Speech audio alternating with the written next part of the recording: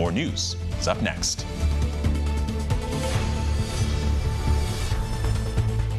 Nobody does the road to the Oscars like. Good morning, America. And tomorrow morning, Ken Jennings is here live, and we're playing this hit game show. What is Jeopardy? The Oscars version. How much will you know? The Oscars fun is on. Good morning, America. Nightline. The stories that shape your world, that shape your life. Dramatic, stunning, empowering, jaw-dropping. The most powerful stories of our time. Nightline. Late night on ABC and streaming on Hulu. I was sent to prison for 110 years.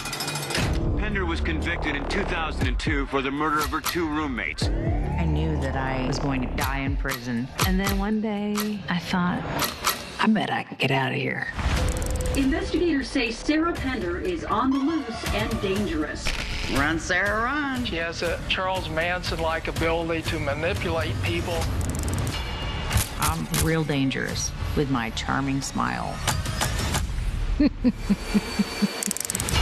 I begged her to turn herself in because they had orders to shoot to kill. I feel like I'm on the scent. This could be it. This could be the one. I've never had to shoot anybody, but that first bullet had her name on it.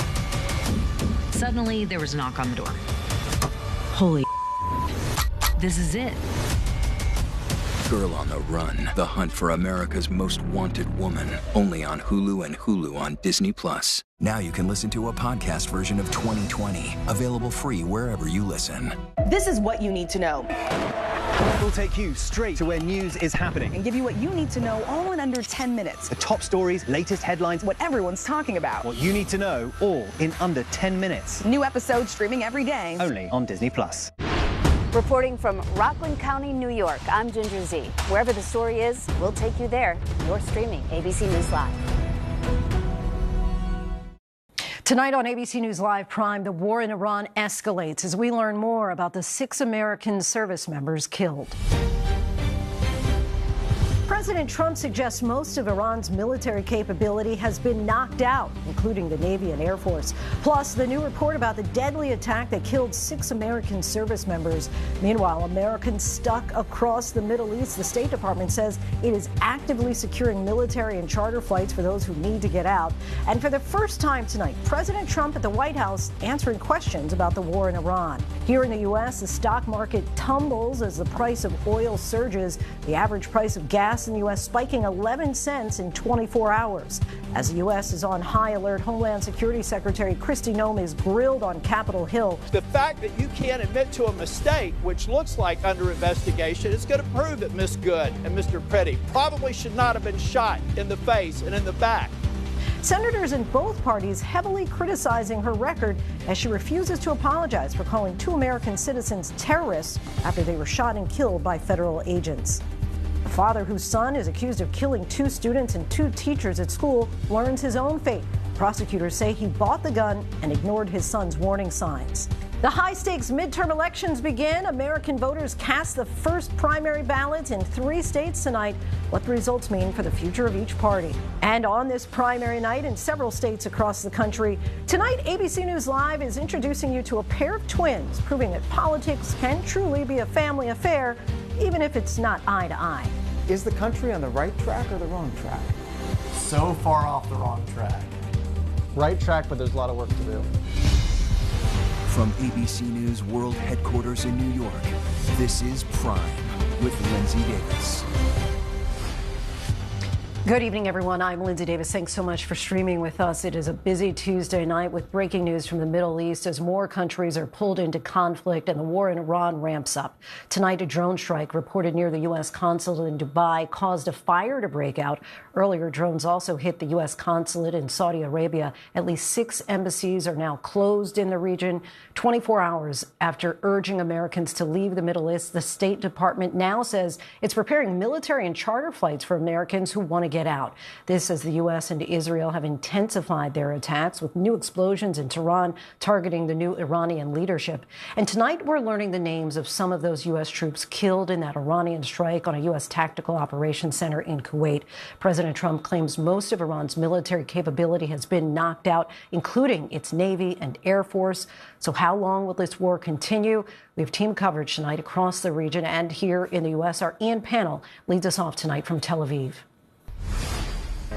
Tonight, U.S. embassies and consulates under attack from Iran, with U.S. citizens trapped in the war-torn region. The State Department now scrambling to secure military aircraft and charter planes to get them out, after telling Americans in 14 countries to evacuate. Tonight, video verified by ABC News shows an Iranian drone slamming into the U.S. consulate in Dubai. The explosion and fire in a parking lot next to the consulate. The U.S. Embassy in Amman, Jordan, also targeted. And drone strikes shutting down the U.S. Embassy in Riyadh, Saudi Arabia. Officials say so far no one's been injured in these strikes. And tonight, with Americans stranded across the Middle East, our Karen Travers asking President Trump, was there not a plan for this before attacking Iran? Commercial air travel right now is severely restricted in the Middle East, and thousands of Americans are stranded. Why wasn't there an evacuation plan, and will you send planes to get people out? Well, because it happened all very quickly. Secretary Rubio. Late today, Secretary of State Marco Rubio on the plan to get Americans out. And it'll be a variety of methods: charter flights, military flights and transports, expanded commercial opportunities, and in some cases land routes that will allow them to go to neighboring countries who might have open airports at that point. Tonight, the president saying he was, quote, surprised by the scope of Iran's retaliation across the region, even though Iran had clearly warned how it would respond. I was surprised, I think, and now those countries are all fighting against them and fighting strongly against them. Tonight, Iran effectively shutting down the Strait of Hormuz, where 20% of the world's oil flows, sending oil and gas prices up already. Tonight, President Trump saying, if necessary, the U.S. Navy will provide escorts for ships in the Strait of Hormuz. As U.S. and Israel launching another wave of strikes on Iran. More than 700 Iranians killed, according to the Red Crescent. Today, there was a mass burial for the victims of the school attack, which left more than 160 dead. The Pentagon yet to explain what happened. And Israel saying it struck an area in Qom where Iran's Interim Leadership Council was meeting to appoint a new supreme leader. Tonight, verified videos online showing the area where those meetings were allegedly being held, reduced to rubble, but Iran denying they were meeting there. Trump asked who'll lead Iran next. Most of the people we had in mind are dead. So, we had some in mind from that group that is dead. And now we have another group. They may be dead also, based on reports. The president was asked what the worst case would be for Iran's next leader. The worst case would be we do this and then somebody takes over who's as bad as the previous person, right? That could happen. Tonight, the Pentagon identifying 4 of the 6 service members killed after that Iranian strike in Kuwait on a U.S. tactical operations center. U.S. officials tell ABC News that facility did not have adequate defenses, making them vulnerable to aerial attacks. And after 3 U.S. F-15 fighter jets were shot down over Kuwait by friendly fire, one of them seen spiraling to the ground. Go! Remarkable video, verified by ABC News circulating online, shows the tense moments as locals confront one of the downed American pilots, approaching one with a pipe. His parachute still attached. That pilot putting his hands up and kneeling before the men realized he was an American. You're safe, you're safe. And this video showing Kuwaitis finding another one of those pilots. Thank you for helping us. After she's safely ejected too. Ian Panel joins us now from Tel Aviv. Ian, we know that the State Department set up a hotline tonight for Americans trying to get out of the Middle East. Is that successful? Yeah, good question, Lindsay. So you've got this scramble to get Americans out. You've got these escalating attacks against US embassies and consulates.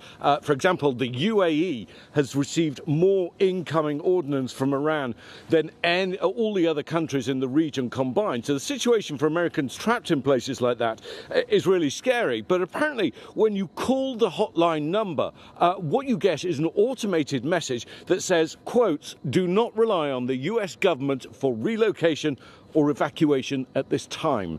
So far, it isn't working. Lindsay? All right, Ian Panel for us in Tel Aviv. Ian, thank you so much. Tonight, the war is spreading further in the Middle East. At least 11 countries are now involved, many working to intercept incoming strikes from Iran and its proxies, all while Israel expands its military operations, launching attacks on Hezbollah in southern Lebanon. France and the U.S. are also now sending warships into the area. Here's our chief international correspondent, James Longman, in Iraq tonight. The growing race tonight to destroy missile launchers positioned deep inside Iran as they continue their barrage of retaliatory strikes across the Middle East. Gulf nations are working night and day using advanced U.S. air defenses to strike the danger from the sky. But the deepening concern, will there be enough U.S. interceptors? And could Iran's supply of cheap drones exhaust these multi-million-dollar systems? Drone and missiles already causing chaos from Saudi Arabia, Qatar, Bahrain to Kuwait. U.S. embassies and troops in the firing line. The UAE says it has been targeted by at least 174 ballistic missiles, as well as several hundred drones. Military officials say it takes 2 or 3 interceptors to shoot down just one ballistic missile, and experts predict Iran has a stockpile of more than 2,000. They're still lobbing some missiles. At some point, they won't even be able to do that because we're hitting all of their carriers, we're hitting all of their missile stock. Some rockets penetrating the defences beyond the firing line. A UK base in Cyprus attacked. Meanwhile, the war is now expanding to a second front. Israeli troops moving into southern Lebanon, targeting the Iranian-backed proxy Hezbollah. Our Matt Rivers is there, landing in Beirut amid several airstrikes. So you can hear that's the latest Israeli airstrike and another. You can see the smoke coming there behind me. Americans living in Beirut, like many across this region, now forced to wait it out in an increasingly dangerous combat zone. James joins us now from Erbil, Iraq. And James, as things continue to heat up across the region, what's the sense of how this is playing out? Well, I think, first of all, people in countries like Iraq are terrified watching what is going on. I mean, I think it's worth repeating, 11 countries have now been drawn into this conflict through no fault of their own because Iran is lashing out at them. But I think also people are conscious of the parameters of success here, how they differ between the United States and Israel on one hand and Iran. On the one hand, the United States wants to make sure that the Iranians don't have a nuclear weapon, that perhaps there's regime change, that they bring peace to the Middle East. That's something that we have heard Donald Trump say. On the other, Iran just has to survive. And at the moment, it don't seem like they're going to capitulate anytime soon. Lindsay? James Longman for us. James, thanks so much. Joining us now to dissect issues further is Shibli Telhami. He's the Anwar Sadat Professor for Peace and Development at the University of Maryland. He's also advised every U.S. administration from George H.W. Bush to Barack Obama. Professor Telhami, good to have you on Prime. President Trump has long said that he would end wars. He now says wars can be fought forever. Recent polls find that most Americans do not support the strikes in the Middle East. What do you make of Americans' response to this war? There's no question that Americans oppose the war. We actually at the University of Maryland had a poll, national poll, early in February, and we found only 21% of the public supported war. 49 opposed it, and then there were 30% who were, undecided. The interesting thing is that even after the attack, normally after you have an attack, you have a rally around the flag effect. That's not surprising under any circumstances. This time, a poll that was taken after by the Washington Post really didn't show much of a rally around the flag effect. There was a little bit of that among Republicans. A lot of the undecideds supported the war, but overall, 52% opposed the war, as opposed to 49 before, and 39 supported the war. So I think the public really hasn't heard an explanation that's satisfying. The president didn't make a case for it. They already voices opposed to it, because there was also, the 12-day war several months ago, where even within MAGA, people were voicing opposition to the fact the U.S. entered Israel's war then. And I think you can see that there were voices within the Republican Party on the margins opposing the war beforehand. Now they're doubling down. Certainly Democrats opposed it. More importantly for the president, independents are very much opposed to it. So he's facing a lot of opposition. Now, just today, President Trump said that he might have forced Israel's hand to strike Iran first. What's your reaction to that? Well, that's a bit laughable, honestly, because he's obviously reacting to what Secretary of State Rubio said yesterday, which he said basically that Israel had decided it was going to attack. The U.S. knew that that means that the Iranians will retaliate against American bases. And rather than wait for that, the U.S. was going to take the initiative and join Israel to diminish the reaction of Iran. That's basically what he said. So that generated a lot of reaction. Of course, that's what a lot of people have been arguing, both some within MAGA, some in the Democratic Party, saying this is Israel's war. That played into it. And I think the president had to correct himself. He felt like he's being told that he's being led by the Israeli prime minister, taken up the war because the Israeli prime minister made him do it. So I think he's fighting against that, but the damage has been done for him. And just in the last few seconds that we have you, today President Trump said the worst case scenario in this war would be a new Iranian leader who's like Ayatollah Khamenei. What's the future of Iran's leadership, do you think? Well, I think we don't know, and it's not up to the United States to decide. Ultimately, it's going to be the Iranian people who are going to decide. The worst case scenario is that actually Iran descends into anarchy, and that's a real possibility if the regime, in fact, does fall, in which case there will be instability across the entire region, something that does not serve American interests. Professor Telhami, we thank you so much for your insight. Really appreciate it. My pleasure. In the last few days, the Trump administration has provided conflicting explanations for why it launched strikes on Iran. All of this, as many in Congress are demanding answers. Our senior political correspondent, Rachel Scott, has those details. Tonight, the White House pressed to clarify its shifting explanations for why the U.S. went to war with Iran. 24 hours ago, Secretary of State Marco Rubio said the administration believed Israel was going to attack Iran first and was concerned Iran would then retaliate against the U.S. There absolutely was an imminent threat, and the imminent threat was that we knew that if Iran was attacked, and we believed they would be attacked, that they would immediately come after us. And we were not going to sit there and absorb a blow before we responded. Rubio's words setting off a firestorm. I find it very disturbing that we are committing this nation to war based upon a decision by even though a staunch ally, and I'm a supporter of Israel, but I don't think anybody should drive our decision to go to war, but the interests of the United States. Today, when I asked the president about it, he contradicted Rubio. Mr. President, did Israel force your hand to launch these strikes against Iran? Did Netanyahu pull the United States into this war? No, I might have forced their hand. You see, we were having negotiations with these lunatics, and it was my opinion that they were going to attack first. They were going to attack. If we didn't do it, they were going to attack first. So if anything, I might have forced Israel's hand. Late tonight, Rubio was asked to explain what he said 24 hours ago. The president determined we were not going to get hit first. It's that simple, guys. It comes amid growing concern from some of the president's core supporters that he took the United States to war after long promising he would not. This is what he said during the 2024 campaign. She said, look at him, listen to him. He's going to start a war. Listen to his rhetoric. He's going to start a war. I said, no, no, no. My rhetoric is going to keep us out of wars. Rachel Scott joins us now from the White House. Rachel, how's the administration responding after all of this back and forth?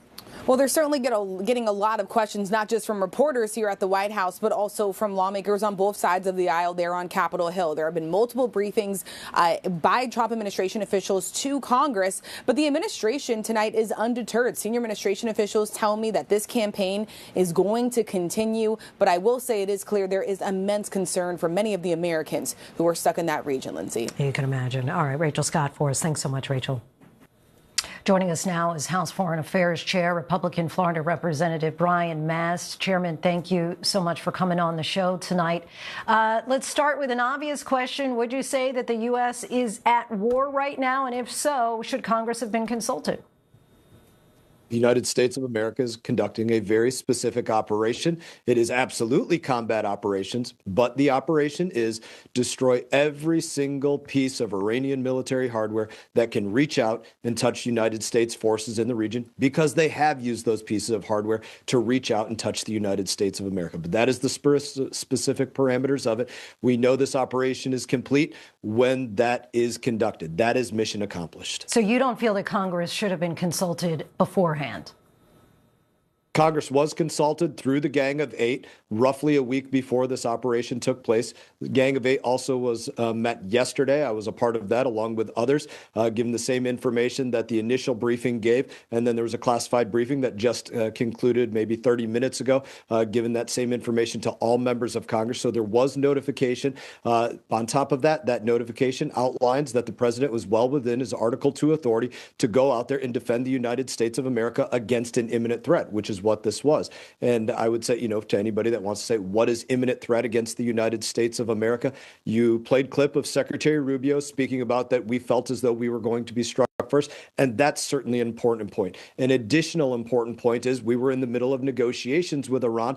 Those negotiations, although some people in other countries said they were going well, they were not going well. Iran was unwilling to talk about nukes, missiles, or their proxies. So it wasn't aiming at what we actually needed to talk about, where they were hitting Americans. And the other point that I would make on its imminency is simply this.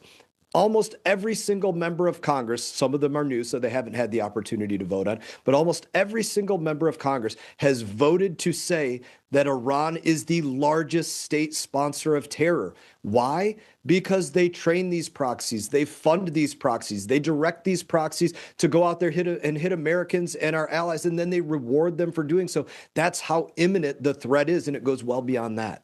Has the loss of American military personnel killed in action weighed on your support at all? It weighs on my heart. I know exactly what that means to lose friends in service. The cold crack of a 21-gun salute, I've heard it way too many times. The slow, sullen hum of taps, I've heard that way too many times. I've seen too many families handed flags. But what I would say about that is, I mourn, we as a very grateful nation will mourn these 6 that we've lost, and we pray that there's no more. But unfortunately, we have buried far more because of the hand of Iran prior to this. And this operation is to ensure that in the future, that is not a threat that we face any longer. Today, Secretary Rubio said 1,500 Americans have requested assistance to leave the Middle East, but the State Department's hotline has a pre-recorded message telling callers not to rely on the U.S. government for assisted departure or evacuation. The State Department says that it's working on arranging military planes and charter flights to evacuate Americans. But in the meantime, what's your advice to a citizen who's stuck in the region?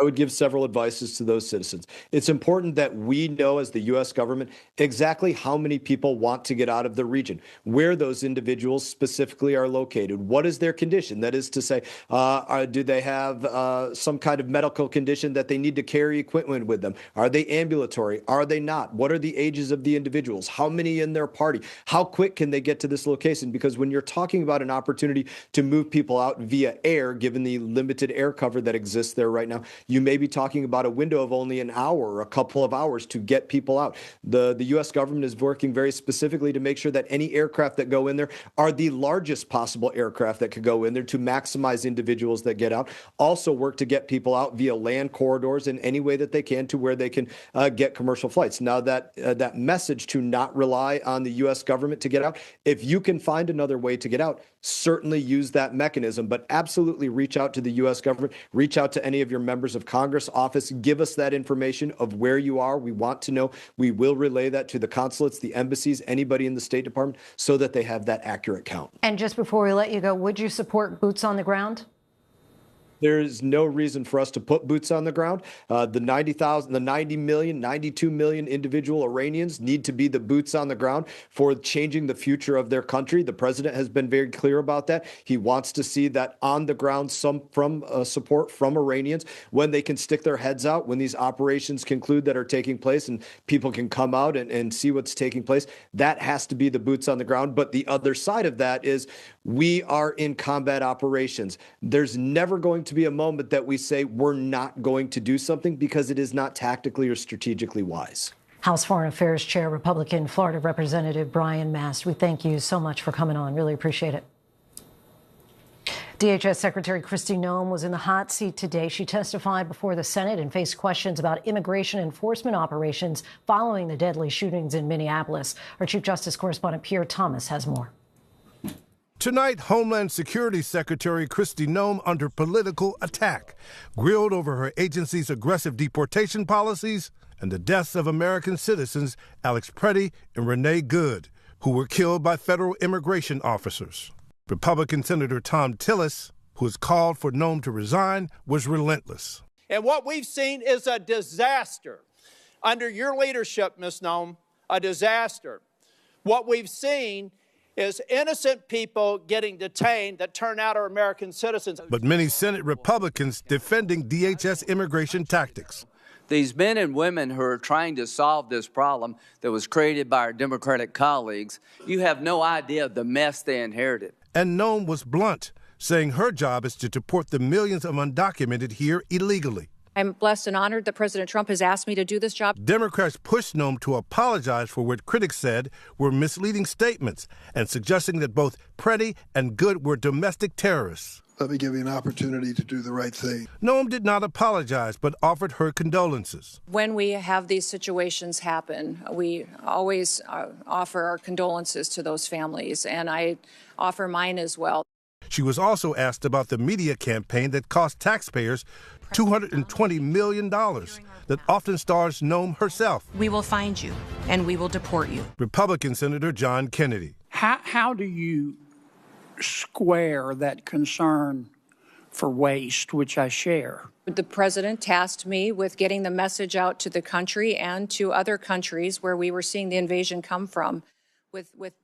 Pierre Thomas joins us now. Pierre, Secretary Noem's testimony comes amid a dire backdrop. Just paint that picture for us. Well, the bickering comes with Homeland Security facing a budget shutdown, Linsey, and with the nation in a war with Iran. And Linsey, this is perhaps the most dangerous threat environment in recent memory. Pierre, there's also reporting about Iranian clerics calling on Muslims to avenge Khamenei's death. What can you tell us about that? Well, this is going to add another layer of tension. U.S. officials are already looking at people who are potentially sympathizers and also who may have direct ties to Iran. So this is another layer of concern because they are calling for direct action against America. Pierre Thomas for us. Thanks so much, Pierre. Pleasure. Midterm election season is in full swing with the nation's attention on the Texas primaries. This is due to the bitter infighting between the Republican candidates and record-breaking ad spending across both parties. Meanwhile, in North Carolina, a political scramble is breaking out as state Republicans and Democrats fight for the seat of Senator Tom Tillis, who is not running for re-election. Joining us now to help break it all down is ABC News political director Avery Harper. So let's start with Texas, where everything is a little bit bigger.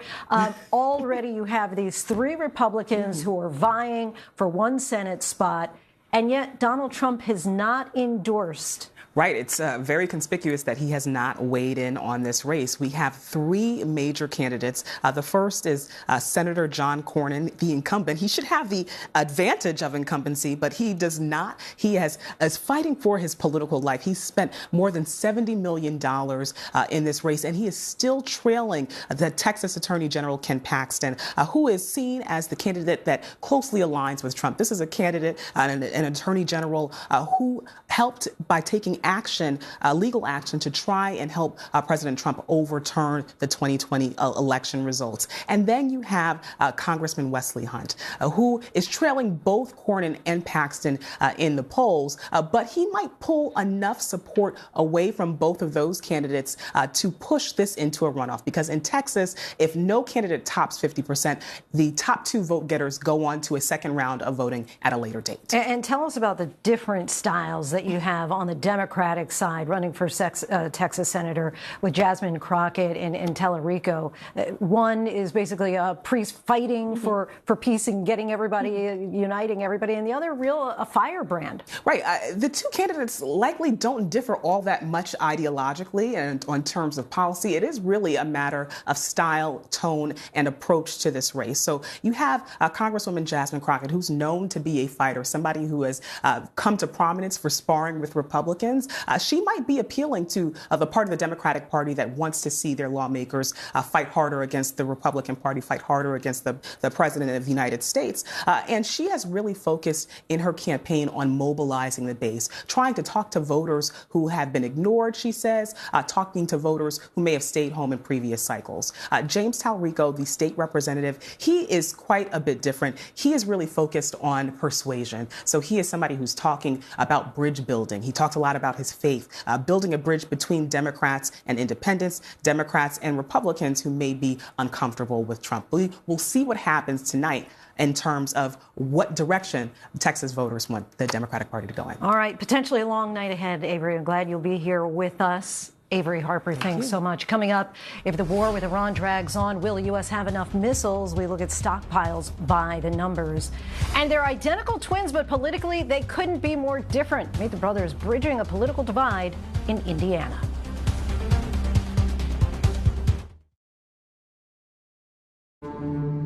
I've learned some really hard truths the hard way.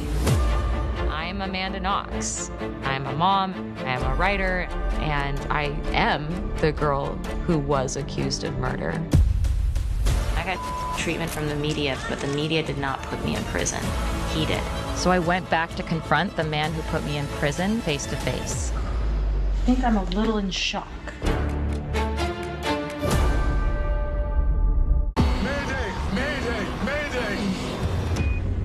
For the last 3 years, I was in an underground bunker. People need to know there are survivors. Your wife is alive out there, Xavier. Out here, the little things will kill you. It's never just about the bunker. All you gotta do is go, what's up? What's that? Go practice. Do not ask me how much longer. How much longer, mamacita? Bambi? What do we do? No more sad sack. Full-on fun sack. That's what I'm talking about.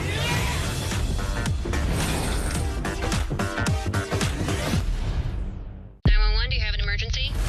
I have a 16-year-old daughter. Can't get a hold of her. I am scared to death. We wanted to talk to Skylar's friends. The information we were getting was fragmented. Someone was hiding something. The truth is gruesomely horrific. How could you do this to someone who's your best friend? There's something bigger that's not been said, a deeper, darker secret.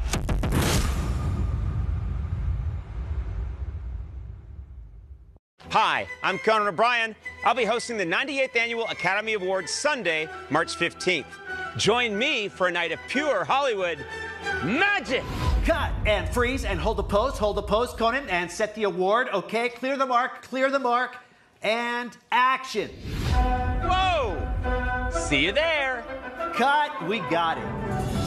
So you're gonna cut out the middle part so that it looks like a magic trick? Yeah, we'll cut it out. Because I'll really look stupid if you don't cut it. It's gonna look great. It's gonna. Okay, I trust you. When I was little watching American Idol, I was sure that I was gonna find a way onto that stage. This audition is the first page of my story. I believe in myself. I could do this. I belong here. Holy crap, I'm auditioning for American Idol. Wow. Beautiful. That's what it's all about. That was impressive.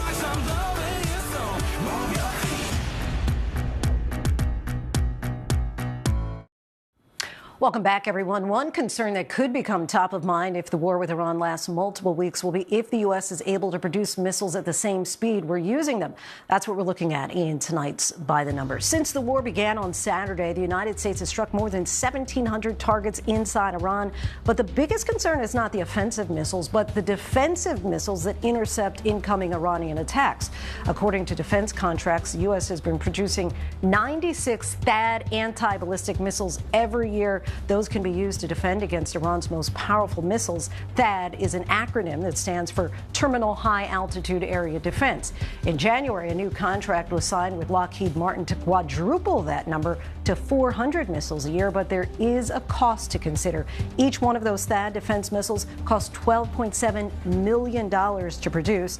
The supply can deplete quickly because 2 interceptors are launched for every 1 incoming missile. One military policy expert who spoke to ABC News says that if interceptors are used at the same pace as during the conflict with Iran last summer, the U.S. would only have a 2-week supply at most. Part of ensuring the stockpile doesn't run out is neutralizing Iran's ability to launch missiles. Today, the IDF reported that they have dismantled approximately 300 Iranian missile launchers since the start of the operation. For more on our weapons capability, we bring in ABC News contributor and former Deputy Assistant Secretary of Defense for the Middle East, Mick Mulroy. Mick, thanks for joining us. Are our own stockpiles potentially running low, and why? And why? What has depleted our supply of missiles in the first place? So, Lindsay, it's not just from this particular campaign. It also goes back to the 12-day war where the U.S. defended Israel from hundreds of missiles and drones coming at them from Iran. And now, of course, Iran has gone beyond just attacking military installations in the Gulf countries. They're going after civilian targets. So our partners are using these SM-3s, these missiles, these interceptor missiles, at the cyclic rate, quite frankly, because they have to. They can't allow their civilian population to be hit. So it is going to be somewhat of a logistical war of attrition between the United States and Iran, because at the same time, we are trying to keep up with the flow of munitions out to the region. We are trying to deplete Iran of their ability to strike. So the faster we do that, and obviously right now we're in the middle of the second major wave. I think we're getting actually close to 2,000 targets struck in about 100 hours of combat. That is going to deplete the Iranians of their ability to actually fire ballistic missiles and these Shahed drones that are so destructive. And we know that the Patriot missile systems and the THAAD systems are the world's gold standard for anti-missile defense. But what makes them so difficult and costly to operate? Well, they're very advanced weapon systems, and that's something the United States tends to go with, whether it's a armed drone or these THAAD in Patriot air and missile defense systems. They're very effective, but very expensive. And our enemies get that. So they send, you just mentioned, $12 million per interceptor missile. Well, these Shahed drones cost around $35,000. So do the math. Eventually, that becomes extraordinarily difficult for us to keep up with their ability to keep launching these relatively inexpensive drones to cause so much damage. So the U.S. is trying to deal with that. We've created our own Shahed drone. It's called the Lucas. We're trying to compete in that sphere too. So it's not just these super high and very expensive weapon systems, both offensive and defensive, that the United States have. We need to be able to compete at all levels, and we need to understand that the war of attrition, when it comes to logistics, also has to do with the expense of the defensive and offensive weapon system. Mick Mulroy, we thank you so much for your time. Really appreciate it, as always. Coming up, our coverage continues on the evolving situation in the Middle East as the war in Iran escalates. And we have the latest on the deadly mass shooting in Austin, Texas, which has sadly claimed another life.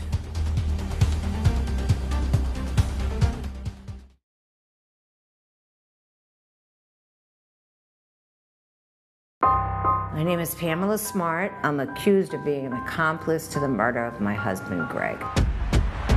But I am not guilty. You're taking full responsibility. Right. For your husband's death. Yes. But it's different than saying, I plead guilty. It's my fault I'm here. But does that mean I have to be here forever? The Widow and the Wiretap, now streaming on Disney Plus and Hulu. I was sent to prison for 110 years. I knew that I was going to die in prison. And then one day, I thought, I bet I can get out of here. Investigators say Sarah Pender is on the loose and dangerous. Run, Sarah, run. I had orders to shoot to kill. Suddenly, there was a knock on the door. Holy Girl on the Run, the hunt for America's most wanted woman. Only on Hulu and Hulu on Disney+. So you're aware of a tape? Yes. We're gonna be just like Scream. Kill them one by one. Something that you cannot unsee. I'm sorry, Cassie's family. He's gonna die. These two boys stabbed this girl 30 times and are videoing their glee. Just killed Cassie. You have a call from Idaho Maximum Security Institution. Is there any topic that's off limits for you? No. Why Cassie? When this view is over, there's a whole other view just getting started. Hello. Hello. From backstage secrets. No, that's not what I said. That's what you said. Oh my God. To the views you didn't get to hear. I was blown away. We're playing with fire here. Why are so many people listening to the Views Behind the Table podcast? I can't imagine you could keep all of that. Because nothing's off limits behind the table. Subscribe and listen now wherever you get your podcasts. I have a 16-year-old daughter. Can't get a hold of her. I am scared to death. We wanted to talk to Skylar's friends. The information we were getting was fragmented. Someone was hiding something. The truth is gruesomely horrific. How could you do this to someone who's your best friend? There's something bigger that's not been said, a deeper, darker secret.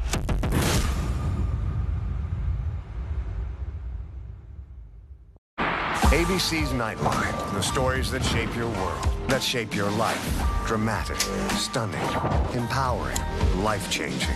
For 45 years, the most powerful stories of our time. This is Nightline. Wherever the story is, Nightline will take you there. Just because it's late night doesn't mean you should be in the dark. For a brighter take on the day, this is ABC's Nightline. Late night on ABC. When I was little watching American Idol, I was sure that I was going to find a way onto that stage. This audition is the first page of my story. I believe in myself. I could do this. I belong here. Holy crap, I'm auditioning for American Idol. Wow. Beautiful. That's what it's all about. That was impressive.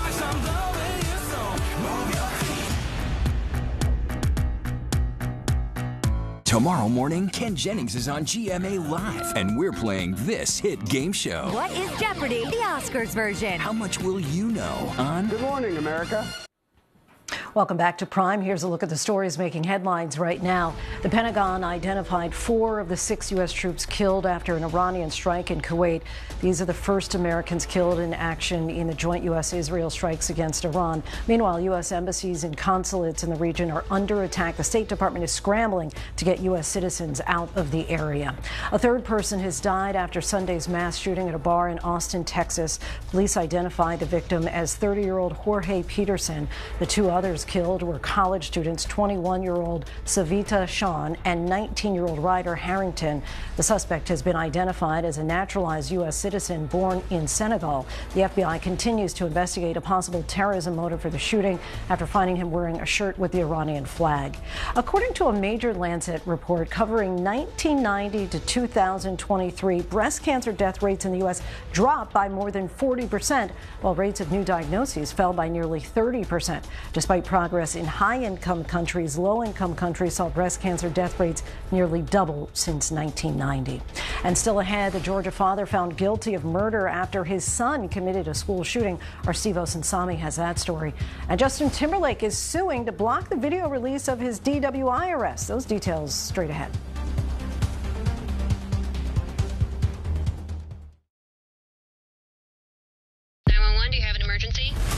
I have a 16-year-old daughter. Can't get a hold of her. I am scared to death. We wanted to talk to Skylar's friends. The information we were getting was fragmented. Someone was hiding something. The truth is gruesomely horrific. How could you do this to someone who's your best friend? There's something bigger that's not been said, the deeper, darker secret.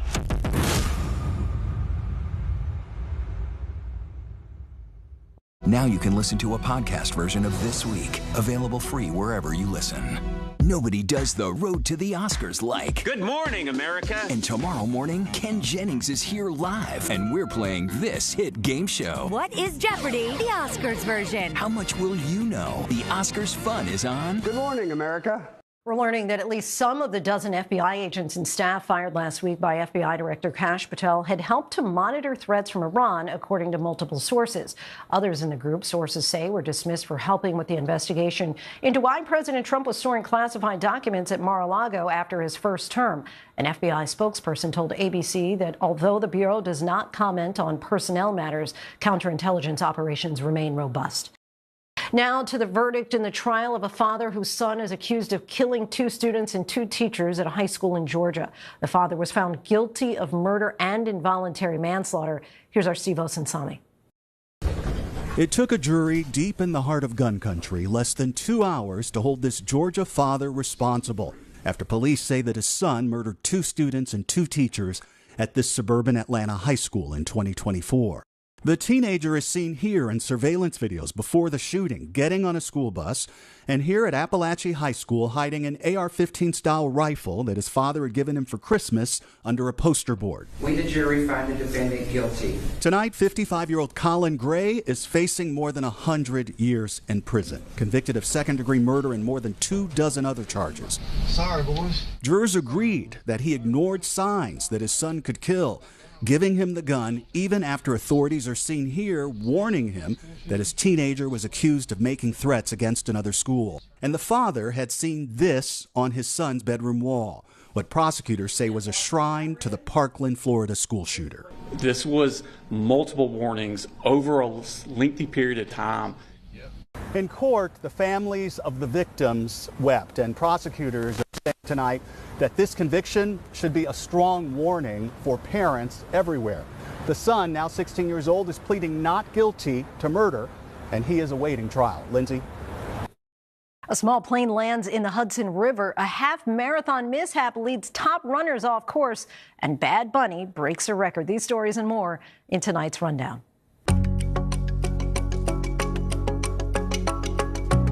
New details about the small plane that crash-landed into the Hudson River. The occupants were identified as 31-year-old Liam Darcy, a certified flight instructor, and a 17-year-old male student.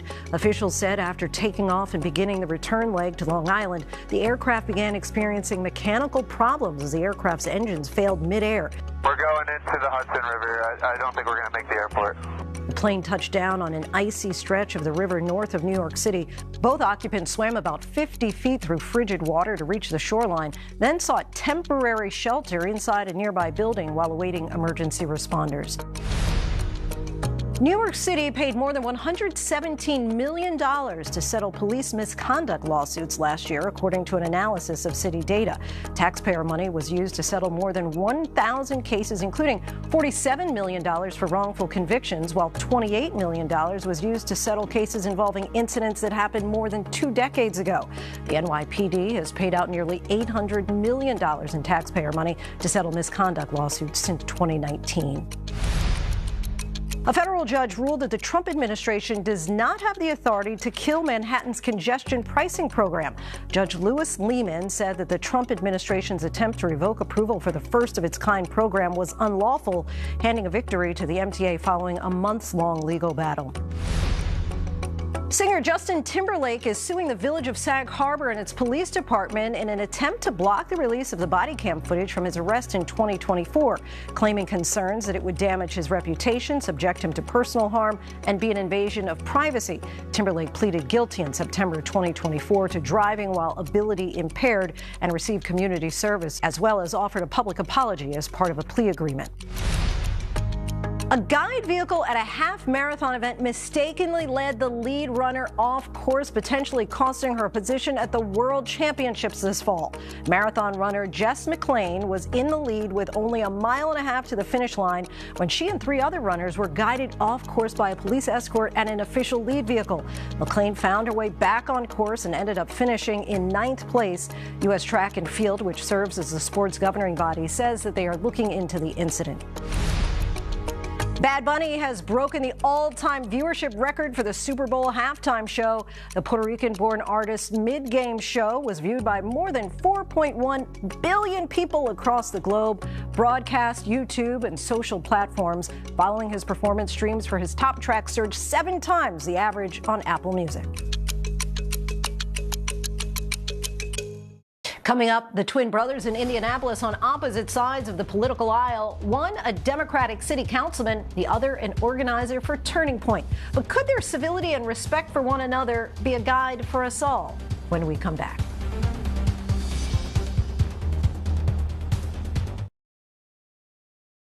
This is what you need to know.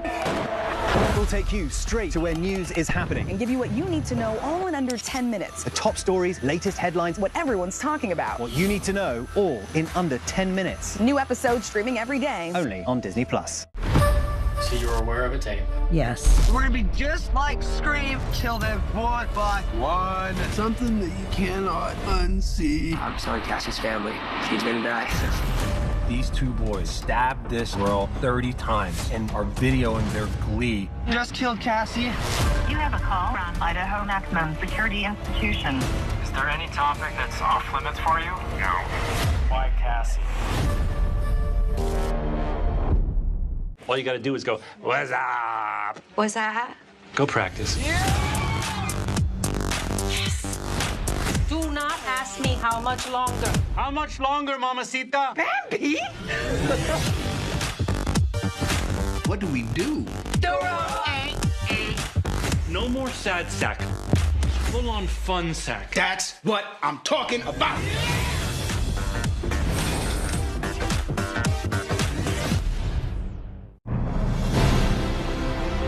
Everyone that was there before you never really goes away.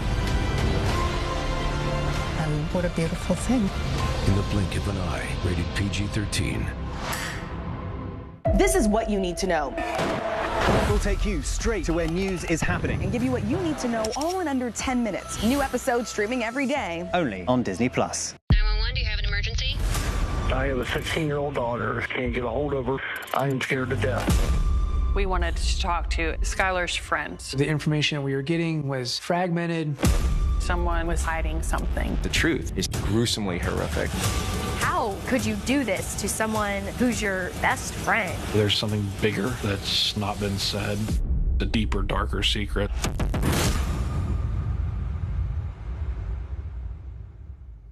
Tomorrow morning, Ken Jennings is on GMA Live, and we're playing this hit game show. What is Jeopardy? The Oscars version. How much will you know on... Good morning, America. America's #1 news, ABC News, now streaming 24/7 on Disney+. Nightline, the stories that shape your world, that shape your life. Dramatic, stunning, empowering, jaw-dropping. The most powerful stories of our time. Nightline. Late night on ABC and streaming on Hulu. You're watching America's #1 streaming news. Keep streaming with ABC News Live. Welcome back, everyone. As we've been reporting, today begins primary season ahead of the November midterms, a time when we often remind ourselves of the old saying that all politics is local. Well, if that's the case, the Nick and Nathan Roberts of Indiana are proving those local politics often start as a family affair. They are Gen Z 25-year-old twins who are identical, but not when it comes to their politics, blazing trails at opposite ends of the political spectrum and making headlines for how they're bridging the divide. Here's our Devin Dwyer in Indianapolis.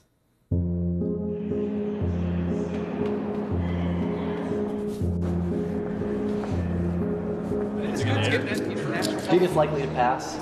Indianapolis City County Councilor Nick Roberts has a passion for local politics. My brother, he was at the governor's house for dinner a few nights ago. So does his identical twin brother Nathan. They're gonna put up my posters. Who founded an Indiana political advocacy group last year and is a state organizer for Turning Point, the group founded by Charlie Kirk. The Roberts twins are members of the next generation of America's civic leaders. Both Gen Z college dropouts. Even when I'm not running for office, I still like to knock on doors. Still living together with their grandparents, sharing a love of their dogs, Yoda and Pepper. She's so loyal. And of books. It's like a New York Times bestseller list. It's like Shortest Way Home, Pete Buttigieg, Dreams for My Father by Barack Obama. Their love for their community and their country, they say, is matched by a desire to explore the world. Singapore is so awesome. I'd go to like Arkansas or like Colonial Virginia, maybe Alaska. But when it comes to their views on President Trump, Democrats, and the state of the country today, Nick and Nathan are anything but alike. From the time we were younger, he just ended up more in right-wing, circles on the internet. I was in more liberal circles, and I don't really know what happened. I'm not left-wing. Did one of you gravitate towards the parent that had that persuasion? Well, our dad was conservative and our mom was liberal. Well, our mom was not very political, but she's not liberal because of me. I guess those are good examples of our family being divided. Counselor Roberts is a die-hard Democrat. Nathan identifies as a MAGA Republican. They look so much alike, occasionally their politics are misidentified in public. A scenario so concerning to Nick that he took to social media last year to clarify. So just know if you see somebody like that looks like me at a Republican event, or definitely if they're wearing a MAGA hat, it is not me, it is him. Are you terrified of being identified as MAGA? Oh yeah, me, absolutely. I mean, I am not a fan of Donald Trump. Never been a fan of Donald Trump. You voted for him. No, he's joking. But what is it about the Republican Party, their platform, their ideas that resonates with you? Immigration would be the number one issue that the Republicans speak to me way more than Democrats do. On the economy, certainly. On the role of the federal government, I would say certainly. Foreign policy. Honestly, besides one exception being dogs and animals, I'm more of a softie on that. The twins got engaged in politics as Donald Trump rode down that escalator in 2015, getting involved in their first campaigns in 2020 and then supporting rival candidates for president in 2024. But what was it like when the results became clear? That was a terrible night. I was like, our country is so screwed. And I didn't want to deal with his craziness. So he was smart to not mess with me that night. As 20-something partisans, the Roberts brothers are outliers. More members of Gen Z identify as independents than any other group of adults. Roughly 1 in 4 identify as Democrats, even fewer as Republicans. If you want to make a difference, you have to be involved. And it's easy to, throw your hands up and say, well, I'm an independent. I hate both parties. But if you actually want to be engaged in the process, you kind of have to pick a side. I think a lot of people go independent because it's kind of like a sign of purity, I'm above the thing. But really, it's just you not having much of a voice. Although I think in spirit, I sort of understand and respect what people do when they go independent. I just don't think it's the right, really strategy. On that, they agree, along with support for public safety, veterans issues, and even protecting the environment, they say. Their deepest disagreement is over immigration. I support law enforcement, but there's come a point where, we are a nation of immigrants. Everybody came from immigrants at one point or another, and we have to do it humanely with laws, but not we're treating people inhumanely like we've seen over the last few months. Melting pot, American dream, nation of immigrants, those terms, none of them even existed until post-1900. You never heard George Washington saying America is a nation of immigrants. Is there anything that Nathan's saying that makes sense to you? He is right in terms of assimilation. I think you have to have people that are at least interested in learning the culture and being involved and learning the language.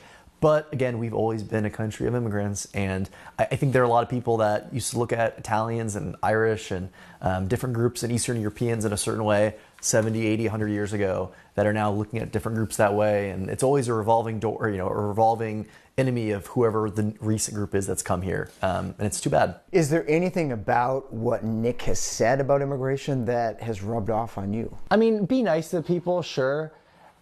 The whole point about we've always been a nation of immigrants, when has Logansport, Indiana, Seymour, Indiana, Lawrence, Indiana ever had 35% non-English speakers? So is the answer no? I wasn't really listening for what we probably agreed on something though. I definitely agree that we're a nation of laws. On 95% of the issues, they say they sharply disagree and are dug in. Is the country on the right track or the wrong track? So far off the wrong track. Right track, but there's a lot of work to do. Tariffs, good or bad for the economy? Good. Terrible. Terrible. How about vaccines? Are you guys vaccinated? I'm vaccinated. I'm not vaccinated for COVID. That was how I got my political origin. Good afternoon, everyone. My name is Nathan Roberts. When President Trump demanded Indiana redraw its election map to help Republicans this fall, I'm 100% in favor of the new congressional maps. All right, Nick. Thank you, Mr. Chair. My name is Nick Roberts. The twins testified against each other in the State House. I have a lot of deep concern for this. Still, Nick and Nathan claim never to get angry with each other and even manage to say nice things. He's very intelligent, but I love the fact he gets involved. You have all these people giving their opinions about stuff on the internet, but none of them lift a finger besides maybe voting, even if they do that. He's someone, he shows up to stuff. Republicans say, you know, your brother, he's committed. He shows up to stuff all the time. I respect that. Even though he pretends to be like a very inflammatory guy on social media and trying to be very provocative, I think he is very well read on history and knows a lot of his stuff and the law, especially immigration. And with no desire for higher political office for now, the Roberts twins say they're just content to be counselor and constituent as brothers. Believe it or not, he's actually not one of my most demanding constituents. I mean, there's been a time when I'm like, you know, you could change that like traffic sign to be slightly better and then there would be such a traffic jam at that place at 5 p.m. And he's like, yeah, that would be a good idea. Modeling civility and love despite the deepest political differences. Your brother is running for re-election next year. Yeah. Are you going to run against him? Honestly, I couldn't do that to Nick. He would have to like a real challenge running against me, and I wouldn't want to freak him out by running against him, so I don't think I would do that. Yeah, sure. Okay. Sibling rivalry at its finest. Our thanks to Devin Dwyer for that. And that is our show for this hour. I'm Linsey Davis. Be sure to join us for our special coverage on midterm primaries for Arkansas, North Carolina, and Texas coming up right after this. Stay with us.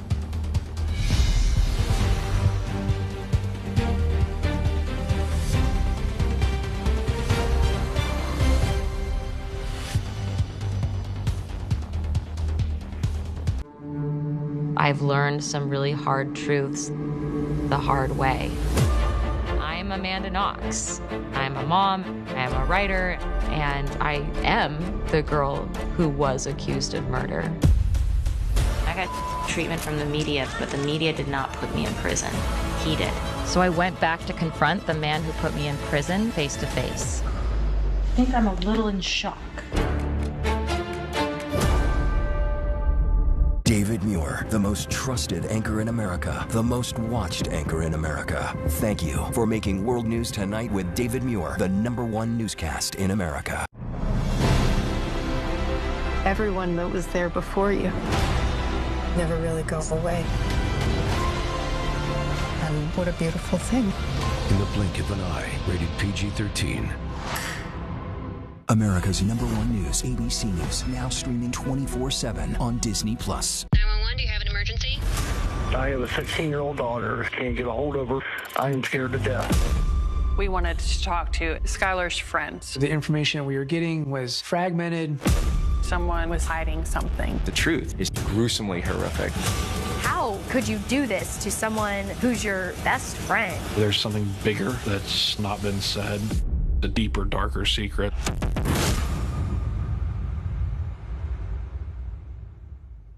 Can't get enough 2020 true crime? This podcast is for you. Go behind the scenes of 2020's gripping stories and get exclusive audio you won't hear anyplace else.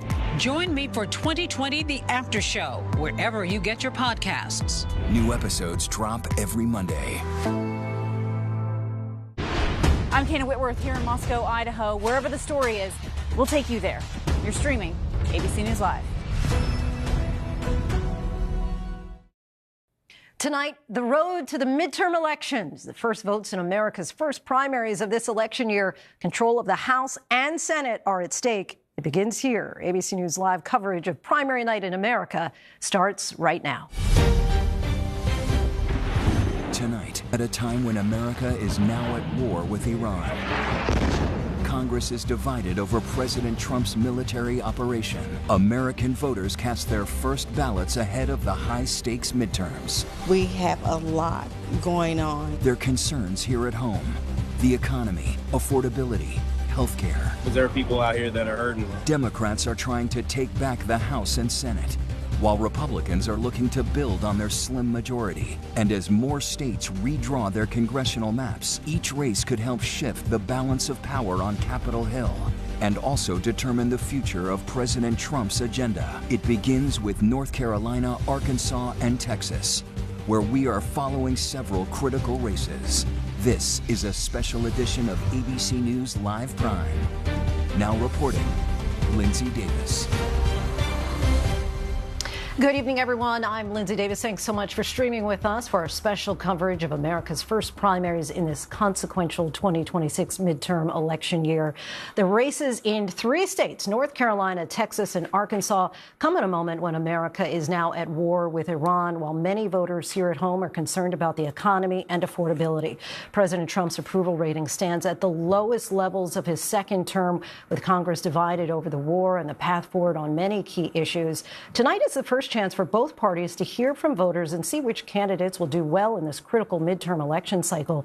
The stakes could not be higher. Republicans are trying to defend razor-thin margins.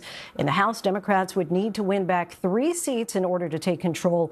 In the Senate, a more difficult task for Democrats, who need to flip 4 seats. And you know the saying, everything is bigger in Texas. Well, there are Texas-sized showdowns for both parties tonight, which could ultimately prove decisive in the battle for the Senate this fall. The Senate primary in Texas has become the most expensive Senate primary ever, and polls have just closed in most of the Lone Star State. The bitter Republican primary has pitted longtime incumbent Senator John Cornyn against Texas Attorney General Ken Paxton and Congressman Wesley Hunt. To avoid a runoff, one of these candidates would need to cross 50% tonight.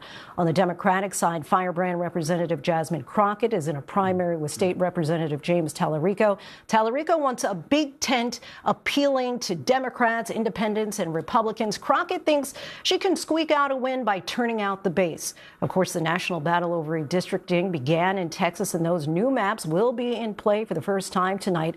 We'll be watching whether some incumbents go down as a result. In the key swing state of North Carolina, for Democrats to have any chance of taking back the Senate, they must also win here this fall. On the Democratic side, popular former Governor Roy Cooper is vying for a seat in the Senate. And on the Republican side, former RNC Chair Michael Whatley is facing off against Michelle Morrow. Our powerhouse political team is here with us in studio and around the world. Let's start with our chief Washington correspondent, Jonathan Karl, and political director, Avery Harper. So glad to have you all with us tonight. Could be a long night. We'll see. Do you all feel that Texas, and John, we'll start with you, is that really a test for both parties tonight? Yeah, it's huge. It actually really matters. First of all, Texas may end up being a marquee Senate race. Democrats have long dreamed of winning Texas. They haven't won there. They haven't won a Senate seat there in about 40 years. But now they believe they really have a chance. There are a number of factors that have them thinking they have a chance. And then you have these explosive primaries on both sides. I mean, the Democratic primary is absolutely fascinating. So you have 2 very strong candidates, very popular among Democratic voters. You have Jasmine Crockett, who has gone viral with all her attacks on the Trump administration and Trump cabinet secretaries at those hearings. She's almost a national figure, a divisive one for many, but an electrifying one for base Democrats. And then James Tallarico, who is an aspiring Presbyterian minister, right, state politician. I was just in Texas, talking to voters as they were voting early. And I'm telling you, Tallarico has a very impressive operation down there, and he had a real connection with voters. Democrats think that if he wins, he could have a very good chance of turning the state blue. And then, on the Republican side, I've never seen a Republican senator go so harshly negative against a fellow Republican than John Cornyn in the way he has gone after Ken Paxton, who may well be the front runner in the primary today. He's the current Attorney General. He was impeached, the first statewide impeachment in Texas since 1917, and they really they've just been brutal in going after each other. We'll see where it lands. You were saying earlier, though, of your time in Texas on the ground, and we all know Bill Clinton used to always talk about he still believes in a place called hope. You were talking about all the hope that you saw. He was, of course, talking about Arkansas. You're talking about in Texas. You were talking about all the hope that the Democrats have that they might actually be able to win. But we know that it has been since 1988 that a Democrat actually won a Senate seat in Ruby Red, Texas. So how realistic is it? I'll tell you, there are reasons to think it's realistic. Let me give you two. First of all, we've seen the early vote results, and there's a significant early vote in Texas. And, look, Democrats tend to vote earlier more than Republicans. Republicans tend to vote more on Election Day. But there has been a significant advantage for the Democrats in early vote, showing some real energy and some real engagement. The other thing is the special election. There was a state Senate special election on January 31st. Of this year, and it was in a district that Donald Trump had won by 17 points, and the Democrats won by 14 points. You had a swing of more than 30 points. This was in Tarrant County. That's basically Fort Worth. This is a classic, swing area, but one that is dominated by Republicans. And here you have the Democrats winning. But, okay, Avery, I want to bring you in here because we do have these redrawn maps, right, that the Republicans thought would guarantee them 5 more Republican seats in the House.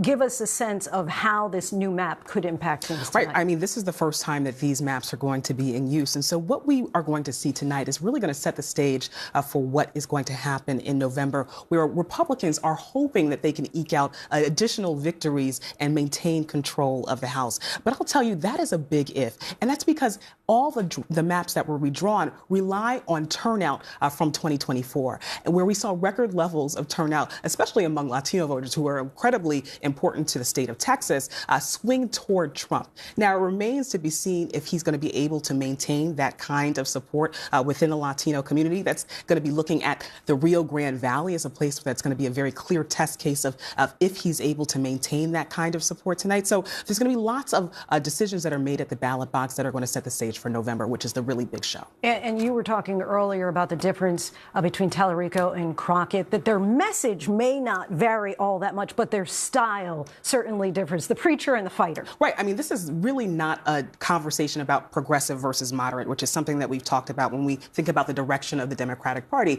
This is really one about tone. And so we know that Congresswoman Jasmine Crockett, she is somebody who is known to be a fighter, has a reputation as such. She is somebody who might be appealing to the part of the Democratic Party that wants to see their lawmakers fight harder against this Republican Party, harder against this president. Whereas we've seen James Tallarico, the state representative, really make this argument about persuasion, trying to bridge the gap between independents and the Democratic Party, Republicans and the Democratic Party, folks who might be uncomfortable with this current president. And so it remains to be seen what happens tonight. But I think whoever comes out on top is going to be an indicator of who Texas Democrats want to see and the direction that they want this party to go in. And all of this, of course, comes under the shadow of that war with Iran. Let's bring in our senior political correspondent, Rachel Scott, into the conversation. And Rachel, we know you talked with the president today. Of course, this is just day 4 into the war, but we know that early polls indicate that the majority of Americans don't want this war, and potentially there are implications then to how that might impact this upcoming election, well, tonight and the midterms. Yeah, certainly, Linsey. And the president's allies and many of his supporters do know that, especially over in Congress. And his allies, conservative allies, have been critical of the president's war in Iran, saying that this is the last thing that America needs. This is the last thing that Republicans need heading into this critical midterm election where, quite frankly, Republicans are going to be battling to keep the majority. I spoke to the president earlier today in the Oval Office. I was among many of the press corps that was in there. And I asked him about some of the shifting narratives that we have heard from his own administration about why the United States decided to launch attacks against Iran, especially after his own Secretary of State, Marco Rubio, said that the imminent threat was that Israel was going to attack Iran and that Iran then could possibly pose a threat against the United States' interests. Take a listen to what the president told me today. Mr. President, did Israel force your hand to launch these strikes against Iran? Did Netanyahu pull the United States into this war? No, I might have forced their hand. You see, we were having negotiations with these lunatics, And it was my opinion that they were going to attack first. They were going to attack. If we didn't do it, they were going to attack first. I felt strongly about that. I think they were going to attack first, and I didn't want that to happen. So if anything, I might have forced Israel's hand, but Israel was ready and we were ready. Yeah, so you heard it there. Two different explanations that we're sort of getting from the administration. The president saying there that it was not Israel's idea to attack first, that he was concerned about an attack from Iran. The Secretary of State offering a contradictory opinion, and especially on Capitol Hill, he was pressed on that. Why all of this matters is because the why does matter here. You have candidates all across the country, especially on the Republican side, that are going to have to back up this administration and explain to the American people why exactly the United States, why exactly the Trump administration plan to go forward with this, and especially for a president who campaigned on keeping America out of foreign conflict, on stopping wars. He declares himself the peace president even at times. I mean, this is something that Republicans have to contend with. Republicans are standing behind President Trump, but again, you do have those handful of very vocal conservative allies, from former Congresswoman Marjorie Taylor Greene, who was a staunch supporter of President Trump, to even Tucker Carlson, who was very critical with our own John Carl in a conversation recently, Lindsay. All right, Rachel Scott, we'll check back in with you in just a few moments. The war with Iran, of course, has the entire Middle East on edge. The Pentagon tonight just released the names of 4 of the 6 American service members killed so far. They are Captain Cody Quirk, 35 years old, of Lakeland, Florida; Sergeant First Class Nicole Amore, age 39, of White Bear Lake, Minnesota; Sergeant First Class Noah Tegens, age 42, of Bellevue, Nebraska; and Sergeant Declan Cody, age 20, of Des Moines, Iowa. And that's where we find our chief foreign correspondent, Ian Pannell, who's in Tel Aviv tonight. And Ian, U.S. embassies are now facing threats across the Middle East. Yeah, Lindsay, further escalation in this war, with U.S. embassies and consulates now under attack from Iran and U.S. citizens trapped in the region. The State Department now scrambling to secure military aircraft and charter planes to get them out, after telling Americans in 14 countries to evacuate the region. Video verified by ABC News shows an Iranian drone slamming into the U.S. consulate in Dubai. The U.S. embassy in Amman, Jordan, also targeted, and drone strikes shutting down the U.S. embassy in Riyadh, Saudi Arabia. Officials say so far, though, no one has been injured in these strikes. Our Karen Travers asking President Trump why there wasn't a plan for this before attacking Iran. The president just saying it happened very quickly. So the State Department now telling people to call this hotline, but when you actually dial the number, an automated message saying, do not rely on the US government for evacuation at this time. Tonight, Iran effectively shutting down the Strait of Hormuz, where 20% of the world's oil flows, sending oil and gas prices up already, as US and Israel launch another wave of strikes on Iran. According to the Red Crescent, more than 700 Iranians have been killed, and today there was a mass burial for the victims of that school attack on day one, which left more than 160 people dead. The Pentagon yet to explain what happened. Later today, Israel saying it struck an area in Qom where Iran's Interim Leadership Council was supposed to be meeting to appoint a new supreme leader. Now, Iran's denying they were meeting there, but it is expected to choose a successor to Ali Khamenei with his son, another hardliner, believed to be one of those being considered. Of course, if that happens, it'll be a signal the regime does not intend on backing down, as a war that was to have lasted just days now looks like it'll be weeks, with shifting justifications from the Trump administration. Lindsay? Ian, thank you. And I want to bring in Colonel Seth Crumrick.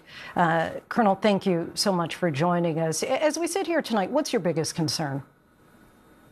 My number one concern right now is the Iranian regime's ability to create havoc across the Gulf and affect many Western and U.S. travelers and business interests. Also, the effect it's going to have on the global energy markets as they greatly shut down the Straits of Hormuz. In the Global Guardian, in the last 4 days, we've evacuated over 2,000 people, and we're seeing this explosive growth in demand to be evacuated from the Gulf. So Iran is still very, very active in creating this disruption for their adversaries. And then they're preparing. Their number one threat's at home, and they're preparing for that next phase. Because at the end of the day, the number one goal for Iran is survival, survive this war. And if they can do that, then they win. And then we, the United States and Israel, do not achieve the objectives that we set out for.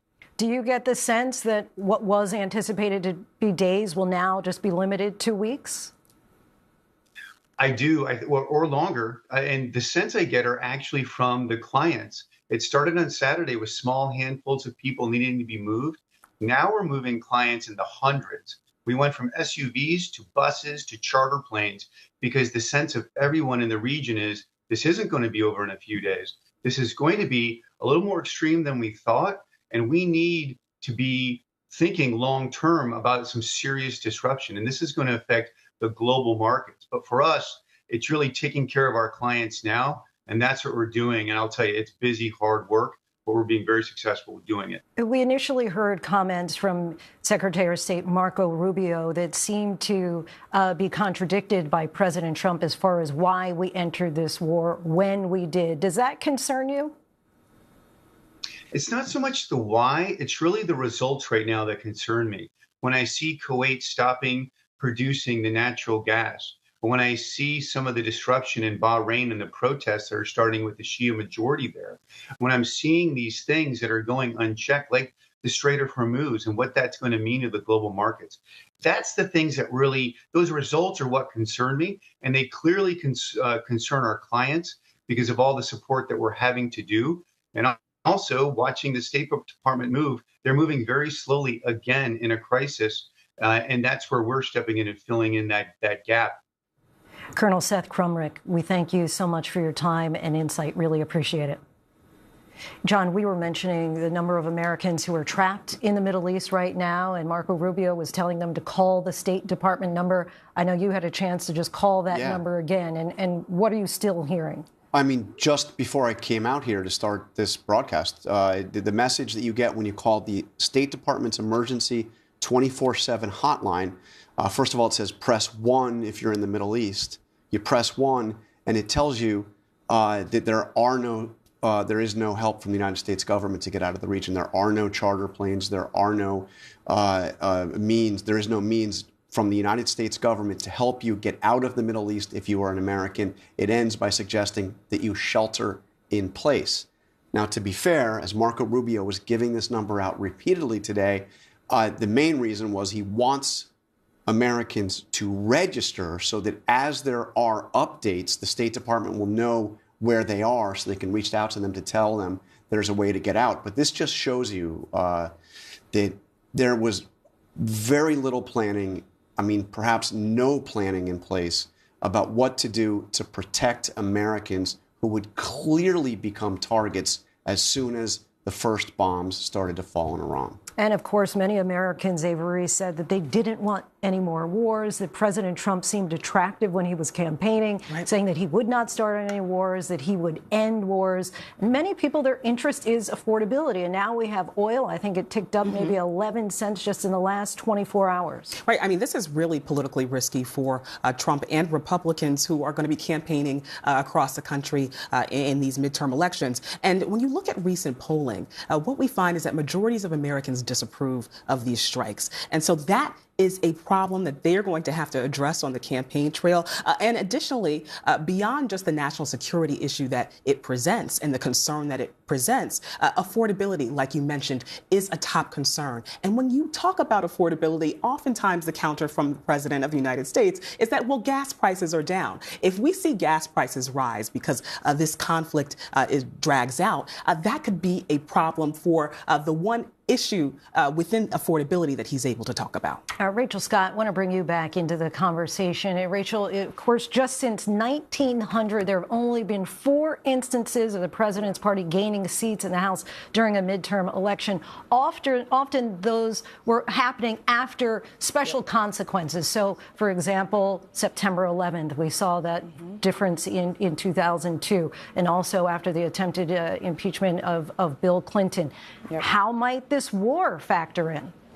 Yeah, this is going to be something that we're going to be watching very closely, especially when we are citing these poll numbers that show that the majority of Americans do not approve of these strikes. I mean, I want to put back up this graphic that we just showed you on the screen here of recent history and the most closest examples that we have from Clinton in 1998. I mean, you mentioned it, Linsey. Clinton's approval ratings at the time were high. They were 60% at that time, with a lot of the nation rallying behind him because of the economy. That is where Trump's current disapproval rating is standing. Disapproval approval rating, about 60% according to our latest ABC News Washington Post Ipsos poll.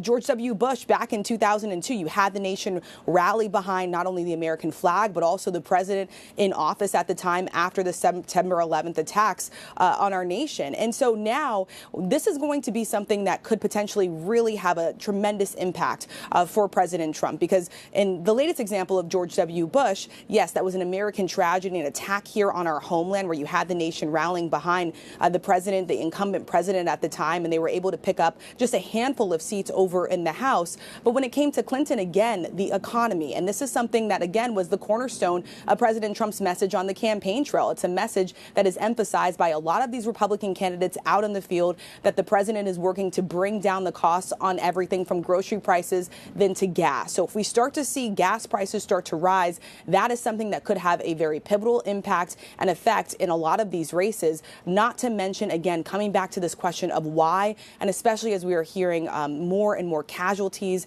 And obviously, we just learned the names of those 6 service members who unfortunately were killed in action, Lindsay. All right, Rachel Scott for us from the White House. Rachel, thank you. And to everyone at home, stay with us. Much more coverage ahead.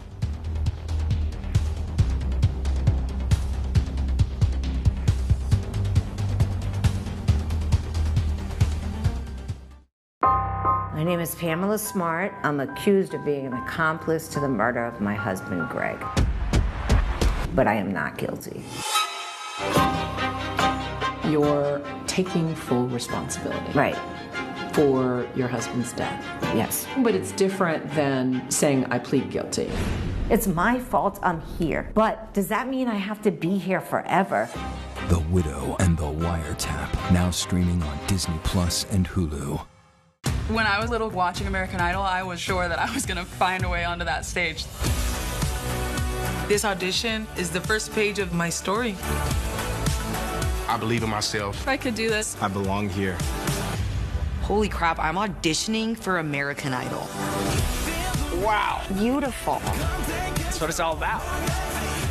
That was impressive.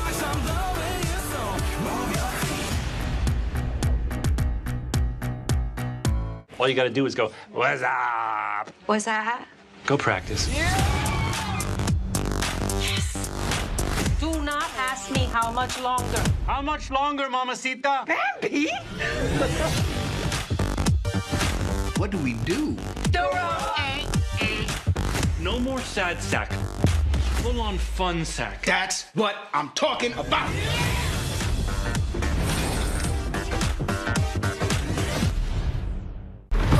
So you're aware of a tape? Yes. We're gonna be just like Scream. Kill them one by one. Something that you cannot unsee. I'm sorry, Cassie's family. She's gonna die. These 2 boys stabbed this girl 30 times and are videoing their glee. Just killed Cassie. You have a call from Idaho Maximum Security Institution. Is there any topic that's off limits for you? No. Why Cassie?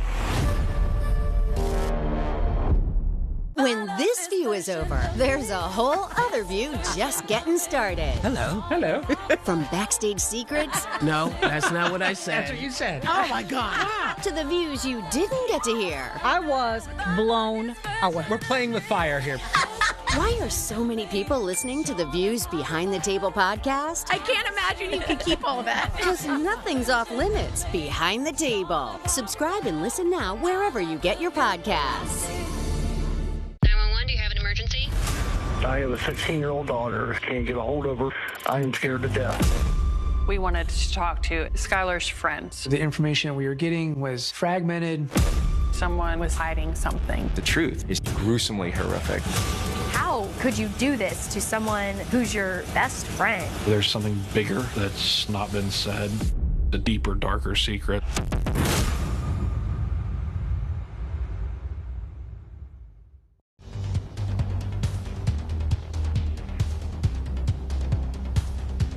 Of course, something that we've already been hitting on is affordability and the economy. Elizabeth Schulze covers the economy for us. Elizabeth, thanks so much for joining us. Just 1 week ago, the president talked about low gas prices at the State of the Union.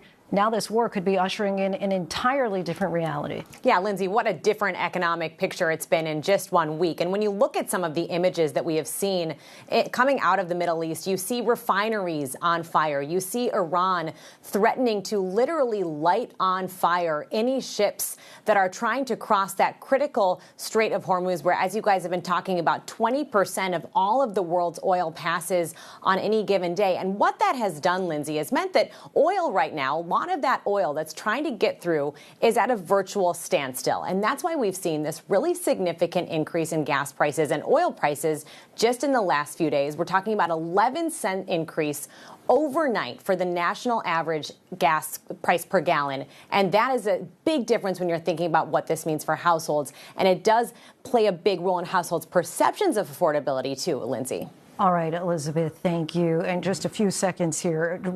James Carville obviously coined the phrase, it's the economy, stupid. Is it still the economy tonight? Of course. Affordability is the top issue that all voters are concerned about. I mean, when you look at our recent polling, this is a vulnerability for Trump, but it's not a slam dunk for Democrats either.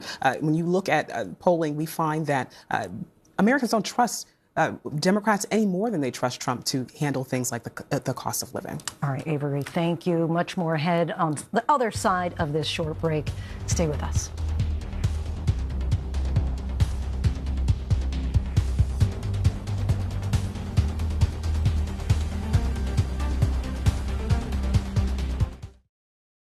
ABC's Nightline, the stories that shape your world, that shape your life. Dramatic, stunning, empowering, life-changing. For 45 years, the most powerful stories of our time. This is Nightline. Wherever the story is, Nightline will take you there. Just because it's late night doesn't mean you should be in the dark. For a brighter take on the day, this is ABC's Nightline. Late night on ABC. All you gotta do is go, what's up? What's that? Go practice. Yes! Do not ask me how much longer. How much longer, mamacita? Bambi? What do we do? No more sad sack. Full-on fun sack. That's what I'm talking about.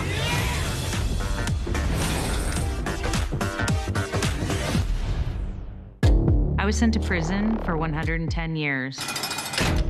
I knew that I was going to die in prison. And then one day, I thought, I bet I can get out of here. Investigators say Sarah Pender is on the loose and dangerous. Run, Sarah, run. I had orders to shoot to kill. Suddenly, there was a knock on the door. Holy Girl on the Run, the hunt for America's most wanted woman. Only on Hulu and Hulu on Disney+. I've learned some really hard truths the hard way. I'm Amanda Knox. I'm a mom, I'm a writer, and I am the girl who was accused of murder. I got treatment from the media, but the media did not put me in prison. He did. So I went back to confront the man who put me in prison face to face. I think I'm a little in shock. Hi, I'm Conan O'Brien. I'll be hosting the 98th Annual Academy Awards Sunday, March 15th. Join me for a night of pure Hollywood magic. Cut and freeze and hold the pose, Conan, and set the award. Okay, clear the mark, and action. Whoa! See you there. Cut, we got it. So you're gonna cut out the middle part so that it looks like a magic trick? Yeah, we'll cut it out. Because I'll really look stupid if you don't cut it. It's gonna look great. It's gonna. Okay, I trust you. 911, do you have an emergency? I have a 16-year-old daughter. Can't get a hold of her. I am scared to death. We wanted to talk to Skylar's friends. The information we were getting was fragmented. Someone was hiding something. The truth is gruesomely horrific. How could you do this to someone who's your best friend? There's something bigger that's not been said. The deeper, darker secret.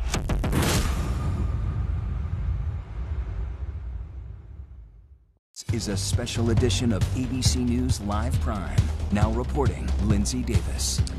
Welcome back, everyone, to our special coverage of the first midterms of the primary season, just days into the war with Iran. It is 8:30 p.m. and the polls have closed in parts of Texas. Let's take a look at where the results stand right now. We have John Cornyn with a bit of a healthy lead over Ken Paxton and Wesley Hunt, but only 15% of the vote in there for the Republican side of the Senate race. And let's take a look at the next board. We have the Democratic side with Crockett. What is that? About a 9-point margin between the two, with Jasmine Crockett with a slight lead, but again, only 12% of the vote in so far with the Democratic Senate primary. But I know, John, you've been taking a look at the Dallas County, which we shouldn't get judged too much because this is, after all, the home base really for Jasmine Crockett. Yeah, let me give you a very big caveat before we dive into any of these numbers. The returns that we're seeing coming in so far are largely from the Dallas area. There are also some returns coming in outside of San Antonio, outside of Houston, outside of Corpus Christi. These are, in a large part, the Democratic areas. And also areas, I mean, certainly around Dallas, this is home territory for Jasmine Crockett. So let's take a look on the Republican side. I think we have Tarrant County. That's Fort Worth, just the other side of Dallas. And if you see here, Cornyn has a lead, a significant lead in Tarrant County. But here's what I have to tell you. He better have a big lead in Tarrant County to have any chance of winning this primary. So he's got a lead. But again, they're in the areas where you would expect John Cornyn to have a better chance. Where Paxton is going to clean up, the theory is, in the more rural parts of Texas, the more conservative parts of Texas, where his argument that John Cornyn's not a true conservative has resonated. And the same thing we're seeing on the Democratic side. It's a very significant lead for Jasmine Crockett in those areas outside of Dallas, in Tarrant County. But as we're starting to see some results come in other parts of the state, that's where Tallarico is winning. And there's a lot more of that other part of the state to come in. And why is it that this so far is the most expensive Senate race for the primary ever? I mean, it's out of this world. It's all John Cornyn. I mean, John Cornyn has spent the lion's share of the money here, about $70 million estimated between him and the super PAC supporting his campaign, and almost all of it done to attack Ken Paxton. He spent a little bit of money attacking Congressman Wesley Hunt, the other candidate in the race, but most of it has been to attack Ken Paxton. Paxton has spent a little bit, but nowhere near what he's spent. And on the Democratic side, it's Tallarico who is pretty dramatically outspent Jasmine Crockett.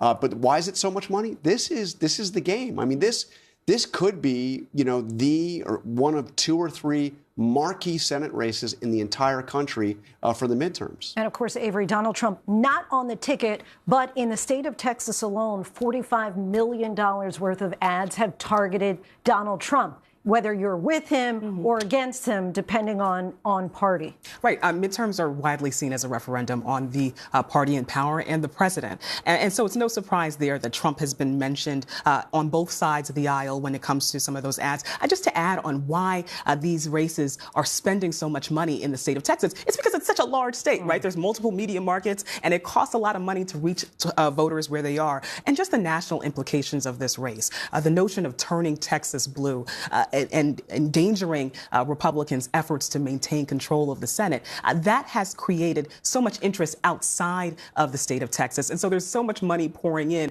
from donors, from interested voters in other places who want to weigh in on this race. I want to bring in ABC News contributor and former North Dakota Democratic Senator Heidi Heitkamp, and ABC News contributor and editor of the National Review, Ramesh Ponnuru. Thank you both so much for joining us. So let's talk about Texas. Anybody believe that the Democrats actually can turn it blue? Well, I do. Well, Ramesh, you go ahead. I think the Democrats could conceivably win this Senate race. I don't think that means it's turning it blue for the long haul. I think it has to do with the peculiarities of this race. And particularly the vulnerabilities of Ken Paxton. How about you, Heidi? Well, when you spend that much money taking down a candidate and the possibility that that candidate could win, that is not a good look for the Republican Party. And I think they put all their marbles on this race, on the primary, and we'll see how it turns out. But even with that said, regardless of who the Democratic candidate is, regardless of the Republican candidate, there is a lot to be said about the Democratic message in this go around. And so I'm convinced that I've fought for years this idea that Texas could be blue. I think that this might be a turning point for Texas, this race. Ramesh, you mentioned the vulnerabilities of Paxton. What do you think is a bigger scar for him? That his wife is accusing him of affairs in their very out there and public divorce, or the idea that he's an election denier?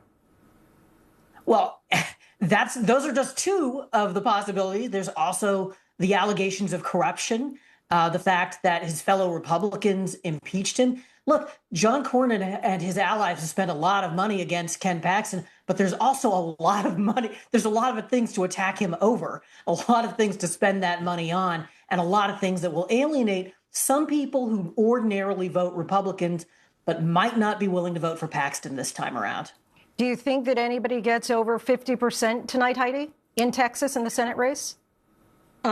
I don't think, I think what's likely in the Senate race on the Republican side is no one gets over 50. I think we'll have a Democratic candidate after tonight on the Democrat side. Ramesh, why do you think President Trump has abstained from endorsing a Senate candidate in Texas? Ramesh, are you still there? Sorry, I didn't catch that. Why do you think that President Trump has not endorsed one of the three Senate, the big three options on the Republican side for the Senate? I think that President Trump, A, has wanted Cornyn's vote, so hasn't wanted to alienate him in nomination fights and so forth. But the other thing is he wants to back a winner, and I think he's going to wait and see if somebody has a sizable lead in this runoff. All right. Thank you both so much for joining us. I know that we do have some data that's starting to come in from North Carolina. Go ahead, John. Well, I was just going to say, I think that the short answer why Trump hasn't endorsed is that he doesn't want to risk endorsing the loser. He wants to see who wins here. And then he can still throw his weight around after if there is a runoff. And I know that we are starting to get some information in from North Carolina. I want to bring in WTVD reporter Michael Perchik with Governor Cooper's campaign in Raleigh. Michael, give us a sense of what it's like on the ground. Yeah, as you can hear behind me, North Carolina Democratic Party Chair Anderson Clayton, energetic as always, very confident it's going to be a good night, particularly for the Cooper campaign. And the initial results coming in, no surprise. More than half of those early ballots have already been counted. Roy Cooper with nearly 93% of the vote. Democratic support behind him coalesced very quickly. If you recall, last summer, former Congressman Wiley Nickel had announced a bid for Senate, which is in anticipation of Roy Cooper announcing his bid. Nickel dropped out of that race. So there's really no true challengers to Cooper, who has raised a tremendous amount of money early on in this race.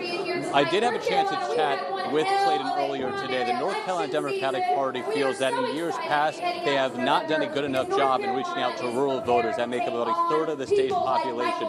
Roy Cooper is from Nash County. That is a rural area right at the heart of Congressional District 1, expected to be the most competitive congressional district into this state. He has typically performed better than many Democrats with rural voters. They feel confident that it's going to play out once again come November. All right. Thank you so much. And on the flip side, a lot of energy in that room. Let's see if it's the same there with WTVD's Tom George. He's at Michael Whatley's campaign head. Oh, and Tom, before we go, I do want to just say that it appears that ABC News can project that Roy Cooper is going to be on the Democratic Senate ticket, the nominee opposing. There you go, projected winner there with just 31% of the vote. But as we just heard, he's getting so much of the vote, 92.6%, dominating the opposition there, Marcus Williams. And so now, Tom, I do want to go to you at the campaign headquarters in Charlotte. Yeah, that's right. And as you just heard there, with Roy Cooper projected to be the Democratic nominee, that is what Republicans have been preparing for. And we just got some numbers on the Republican side. Michael Whatley leading his primary with about 65% of the vote. But they are already gearing up towards November. You'll remember that Senator Tom Tillis decided not to seek re-election. So Republicans needed a plan B. So a lot of the Republican establishment quickly rallied behind Michael Whatley. He has never run for office before himself, but he does have experience in campaigns and is a master of raising money. As he was chair of RNC, he was also endorsed by President Donald Trump. Now, you'll remember in some past cycles there had been candidates that were backed by Donald Trump, Mark Robinson to name a few, that got a lot of the grassroots Republican support, but alienated a lot of independents in a general election. Trump and others not wanting to repeat that same kind of strategy this time by backing Whatley. Tom, let me interrupt you one more time. We just heard that noise, and so we do have Michael Whatley. ABC News is saying that he is the projected winner on the Republican side in North Carolina for the Senate. Avery, any surprise here? No surprise here. You know, when I talked to both Democrats and Republicans in the state of North Carolina, both pointed to these two as the likely nominees for each of their parties. I do think that for Roy Cooper, he is one of the prize recruits for Democratic senators as they try to make gains in the Senate. He is a popular two-term governor. He won even when Trump won in the state of North Carolina. But I do know that there are vulnerabilities that Republicans are hoping to exploit. And so things like crime, there was the stabbing of a Ukrainian woman in Charlotte that they are going to be looking to talk about. They're going to try and pin the slow recovery from Hurricane Helene in the western part of the state to Roy Cooper as well. Those are going to be things that Roy Cooper is going to have to contend with. Also, there are many Republicans in the state of North Carolina who say that Roy Cooper, even though he's won almost every race that he's run, that he's never really been up against a really tough competitor. And so this is not going to be, an easy race to win. It's still going to be an uphill battle, even though he's a popular two-term governor in the state. And of course, Chuck Schumer handpicked Roy Cooper to run for this spot. This really is must win for Democrats if they want to take control of the Senate. Yeah, look, I mean, North Carolina is a purple state, but let's face it, it leans Republican.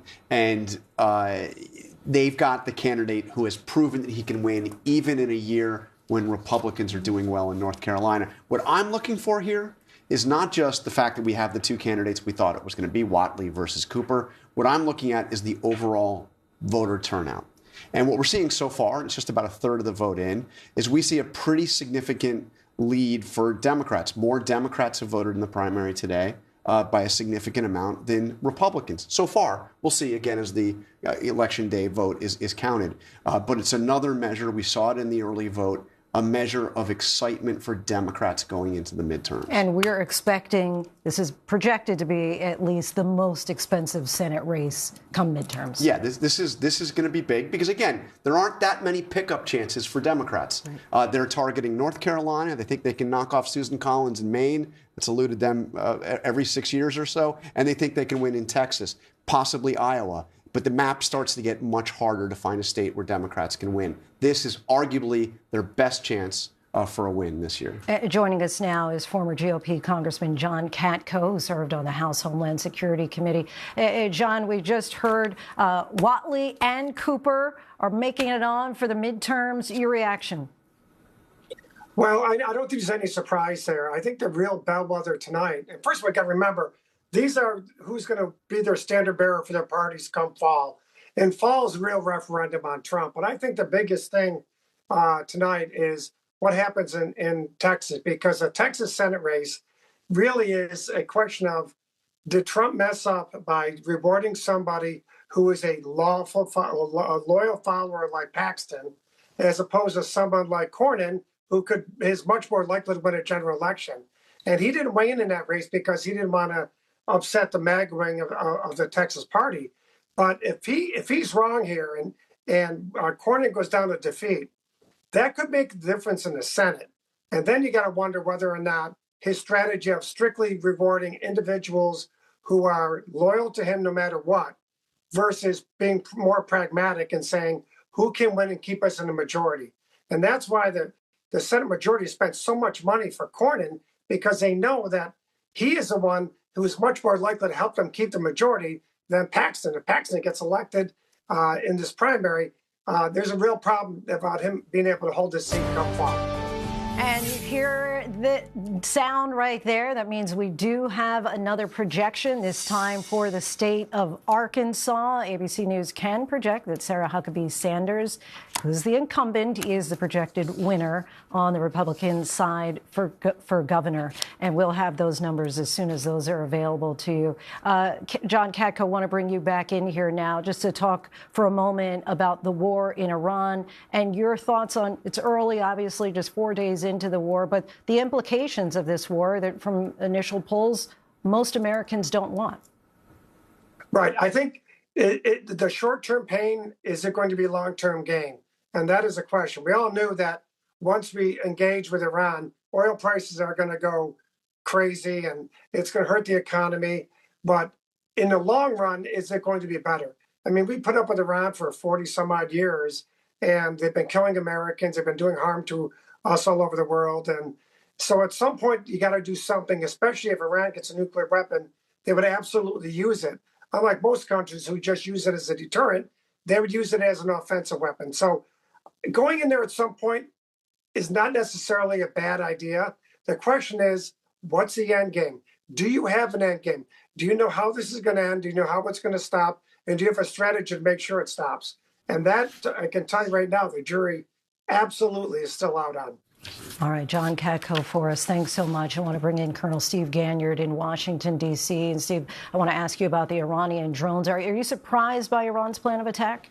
I'm surprised by the desperation, Lindsay. They went right to civilian targets right after 2 days into the war. Remember that most of the leadership was cut off from the units in the field until the units in the field really had no direction. And so the only thing they could think of was to launch drones into the civilian population areas in the Gulf region. So it's really revenge. It's more emotional than it is military. There's really no military objective here. There's no hotels in Dubai. There's no military in Dubai, just hotels. So really what they're trying to do is to spread fear among the people in the Gulf. So it's gone from being a military weapon to a political weapon, because the intent here is to create fear in the people of the Gulf and to try to get the Gulf governments to back away from the U.S. and support from the U.S. But it's had the opposite effect, where it's actually pushed many of the Gulf states into considering attacking Iran themselves. So an act of desperation that may blow back on the Iranians here in the next few days. And there's been talk, of course, about whether the Mideast countries and the U.S. have enough air defense to sustain this for weeks. Do they? Yes, so that's a question here, because let's talk about the two weapons here that are most threatening. One is the drones. They fly low altitude, several hundred miles. They can get all the way to Israel. And then there are ballistic missiles. The important difference here is that the ballistic missiles are the ones that we saw raining down on Israel back in June of last year. Those require very sophisticated missile systems that can knock the missiles down as they're coming in. They're very expensive, and we're running through them quite quickly. We went through about 20% of our magazine, the whole magazine in the United States, back in June, and now we've shot about 150, and we only make 100 a year of the THAAD missile. So the question here is, can that keep going? So Admiral Cooper tonight, the head of CENTCOM, said we are shooting back at anything that can shoot at us. So the priority seems to be in targeting to go after those missile launchers that can shoot missiles, ballistic missiles in particular, at Israel and at the Gulf states, and then also go after the drone launchers themselves. So that's sort of a new priority, and they can push the degrading the military with those targets off to the side. Right now, they need to stop the attacks on the Gulf and on Israel. Colonel Steve Ganyard, will check back in with you in just a little bit. Thank you so much. And when we return from the break, there is a showdown in Texas, kind of a shocking turn of events. John has that when we come back.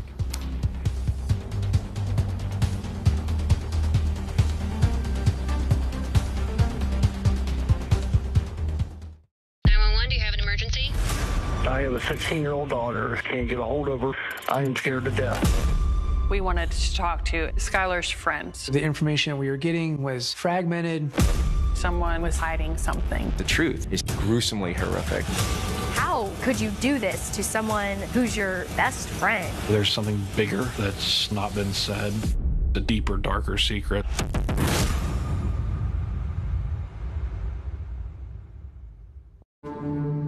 I've learned some really hard truths the hard way. I'm Amanda Knox. I'm a mom, I'm a writer, and I am the girl who was accused of murder. I got treatment from the media, but the media did not put me in prison. He did.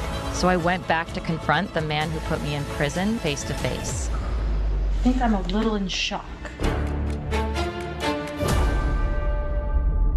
Get this, people. Now we're streaming every weekend right to you. With an all-new show, an all-new View, special for the weekends. Now you can catch The View 7 days a week. I wonder if you can handle it. It's The Weekend View. The Weekend View. It's The Weekend View. Streaming on ABC News Live, wherever you stream. Take a little time to enjoy The Weekend View. See you on the weekend! Now streaming Saturdays and Sundays on ABC News Live, wherever you stream. Mayday! Mayday! Mayday! For the last 3 years, I was in an underground bunker. Mayday! Mayday! Mayday! People need to know there are survivors. Your wife is alive out there, Xavier. Out here, the little things will kill you. It's never just about the bunker. When I was little watching American Idol, I was sure that I was going to find a way onto that stage. This audition is the first page of my story. I believe in myself. I could do this. I belong here. Holy crap, I'm auditioning for American Idol. Wow. Beautiful. That's what it's all about. That was impressive.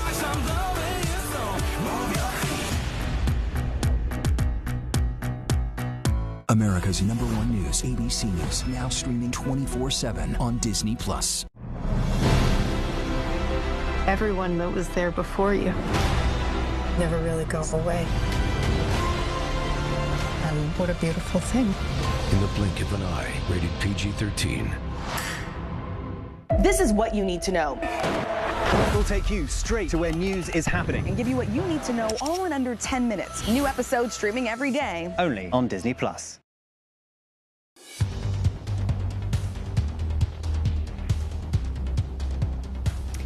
Welcome back, everyone, to our primary election night coverage. We have Texas, Arkansas, and North Carolina all on the table tonight. Starting to get into more numbers from Texas that we want to take a look at. And there you see Tallarico increasing, kind of a flip-flop from what we saw just a little while ago when we checked in, but still only 35% of the vote on the Democratic Senate side. Tallarico taking the lead by a few points above Jasmine Crockett. And let's take a look on the Republican side. And you have still relatively tight between John Cornyn and Ken Paxton. Wesley Hunt quite a bit behind on the Republican primary Senate side. And you were looking at some counties in particular. Yeah. Well, remember, when we looked at this just a short while ago, you saw a pretty big lead for Jasmine Crockett. You saw a pretty big lead for John Cornyn. And we said, well, this is mostly the vote around Dallas and around some of the other big cities in Texas. Now, as more of the state is counting the vote, you're seeing something quite different, as we predicted would happen. But let me look at Cameron County, which is down in the Rio Grande Valley. It's a largely Latino district. And this is a place where you see Tallarico winning pretty big there. Look, 63% to 33.7%. And what that tells you is that he has an appeal among Latino voters in Texas, which might be incredibly important in the general election, because what Donald Trump did in Texas is he won significant gains among Latino voters. And this was a big part of making Texas even redder than it had been before. And it's a big part of Tallarico's strategy, if he wins this primary, to be a very strong general election candidate to claw some of those voters back. Now look at the Republican side, where you're seeing, the big lead we saw for John Cornyn has narrowed significantly. Let's take a look at Harris County, which of course is Houston. And this is a place, again, where John Cornyn probably needs to win really big to win overall against Paxton. You know, big city, place that he should do very well. Look at that margin right now. 58% of the vote in, 39.1% to 39%, 18.4 for Wesley Hunt. But I think overall what you're seeing is that this Republican primary looks very clearly like it's headed towards a runoff. On the Democratic side, you're seeing as the rural vote comes in, these are places where Tallarico campaigned aggressively. He made a big point of going to Republican areas, not just the Democratic cities, and he's starting to rack up a lead in the rest of Texas, outside of, you know, Jasmine Crockett's real base in Dallas. And Avery, I want to bring in the Latino vote here, because a lot of these maps in Texas were redistricted. They did the redistricting based on the assumption that the Latinos were going to now vote in line with Republicans. Right. But we've seen a little bit of a departure in that. I mean, that remains to be seen, that Latino voters are going to vote with Republicans at the same levels that we saw in 2024. I did want to make a point about Harris County, and that's where Wesley Hunt is from. And so when you see that high number of votes for Wesley Hunt in Harris County, that is going to be a determining factor in terms of if there's going to be a runoff in this race. We always knew that Wesley Hunt was trailing far behind both Ken Paxton and John Cornyn when it came to polling in this race. But that small portion of votes that he is getting could make the difference in terms of whether or not this goes to a runoff, or if one of those two candidates, Cornyn or Paxton, gets 50%. And we also heard a little bit of controversy swirling around Jasmine Crockett when she had made a statement about Latinos in Texas having a slave mentality. Do you think that that's going to ding her? I think that will ding her with some Latino voters. There have been reports of some Latino voters saying, listen, well, that statement alone is going to make me look elsewhere in terms of where I'm going to cast my ballot. But again, you know, when you think about ideologically where these two candidates stand, they're not that much different. The difference is that Tallarico has made efforts to reach out to some of those communities. All right, Avery, John, we'll be right back with more. Stay with us. Thank you.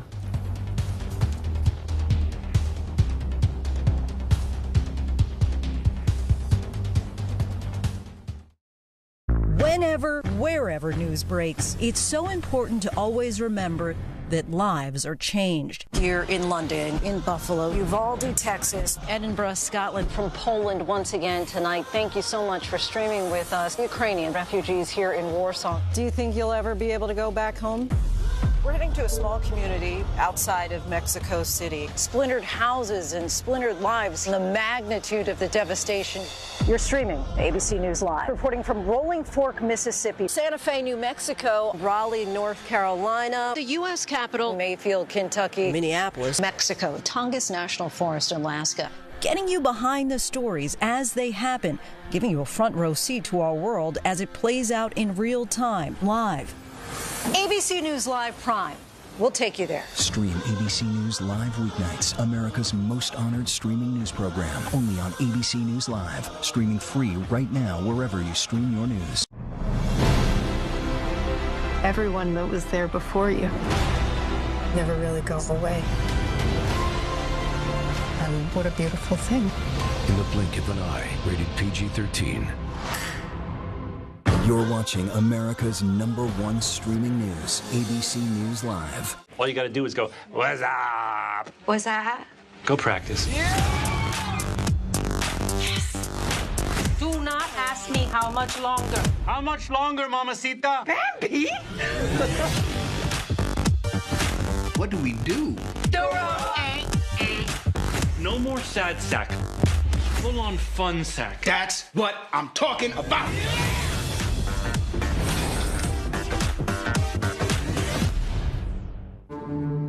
I've learned some really hard truths the hard way. I'm Amanda Knox. I'm a mom, I'm a writer, and I am the girl who was accused of murder. I got treatment from the media, but the media did not put me in prison. He did. So I went back to confront the man who put me in prison face to face. I think I'm a little in shock.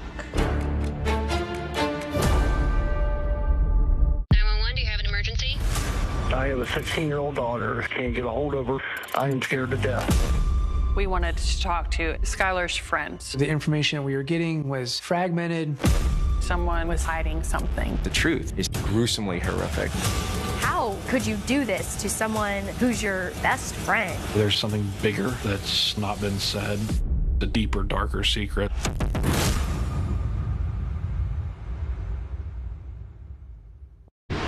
I'm Kana Whitworth here in Moscow, Idaho. Wherever the story is, we'll take you there. You're streaming ABC News Live.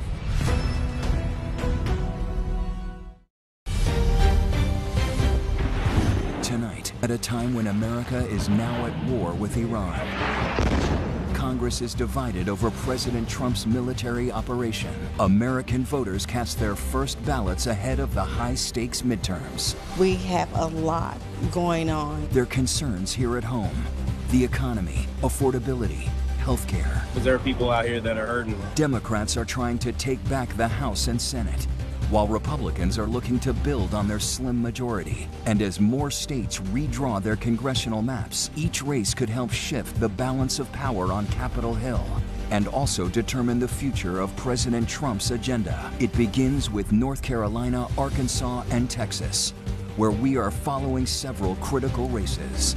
This is a special edition of ABC News Live Prime. Now reporting, Linsey Davis. Welcome back, everyone, to our special coverage of the first midterms of the primary season, just days into the war with Iran. It is 9 p.m. and the vast majority of polls are now all closed in Texas. Let's take a look at the results that we have coming in at the moment. There you see a split screen. James Tallarico with a slim margin over Jasmine Crockett so far, with only 36% of the vote in. We've seen that go a little back and forth so far this evening. And on the Republican side of the primary for Senate, John Cornyn with a bit of a lead over Ken Paxton, Wesley Hunt trailing behind. For more on this, I want to bring in ABC News contributor Christina Sunsun Ramirez, president of Next Gen America, and Danielle Alvarez, a former Trump campaign senior advisor who's also involved with Michael Whatley's campaign. So congratulations to you on that victory tonight. But I do want to start with Texas. Danielle, what do you make of the results that we're seeing so far coming in on the Republican side right now? Well, President Trump very famously did not endorse in the Senate race. What we are seeing, of course, is that it is likely going to go into the runoff. I think that is what Republicans were expecting. We're going to keep a close eye on that in May. Of course, there's a lot to take a look at, with Cornyn spending over $70 million in this primary. Paxton, of course, spending much less, but those two likely going into that Texas Senate runoff for Republicans. In congressional races, what we are seeing is that President Trump's endorsement is dominant, and those individuals are sailing into first place. And of course, in some of those cases, they will be going off into the runoff. But again, President Trump's endorsement in those congressional races is dominant, and no surprise in a state like Texas. Christina, same question to you. Likely not, we won't expect a runoff anyway on the Democratic side. What are you making between the tight race between Tallarico and Crockett?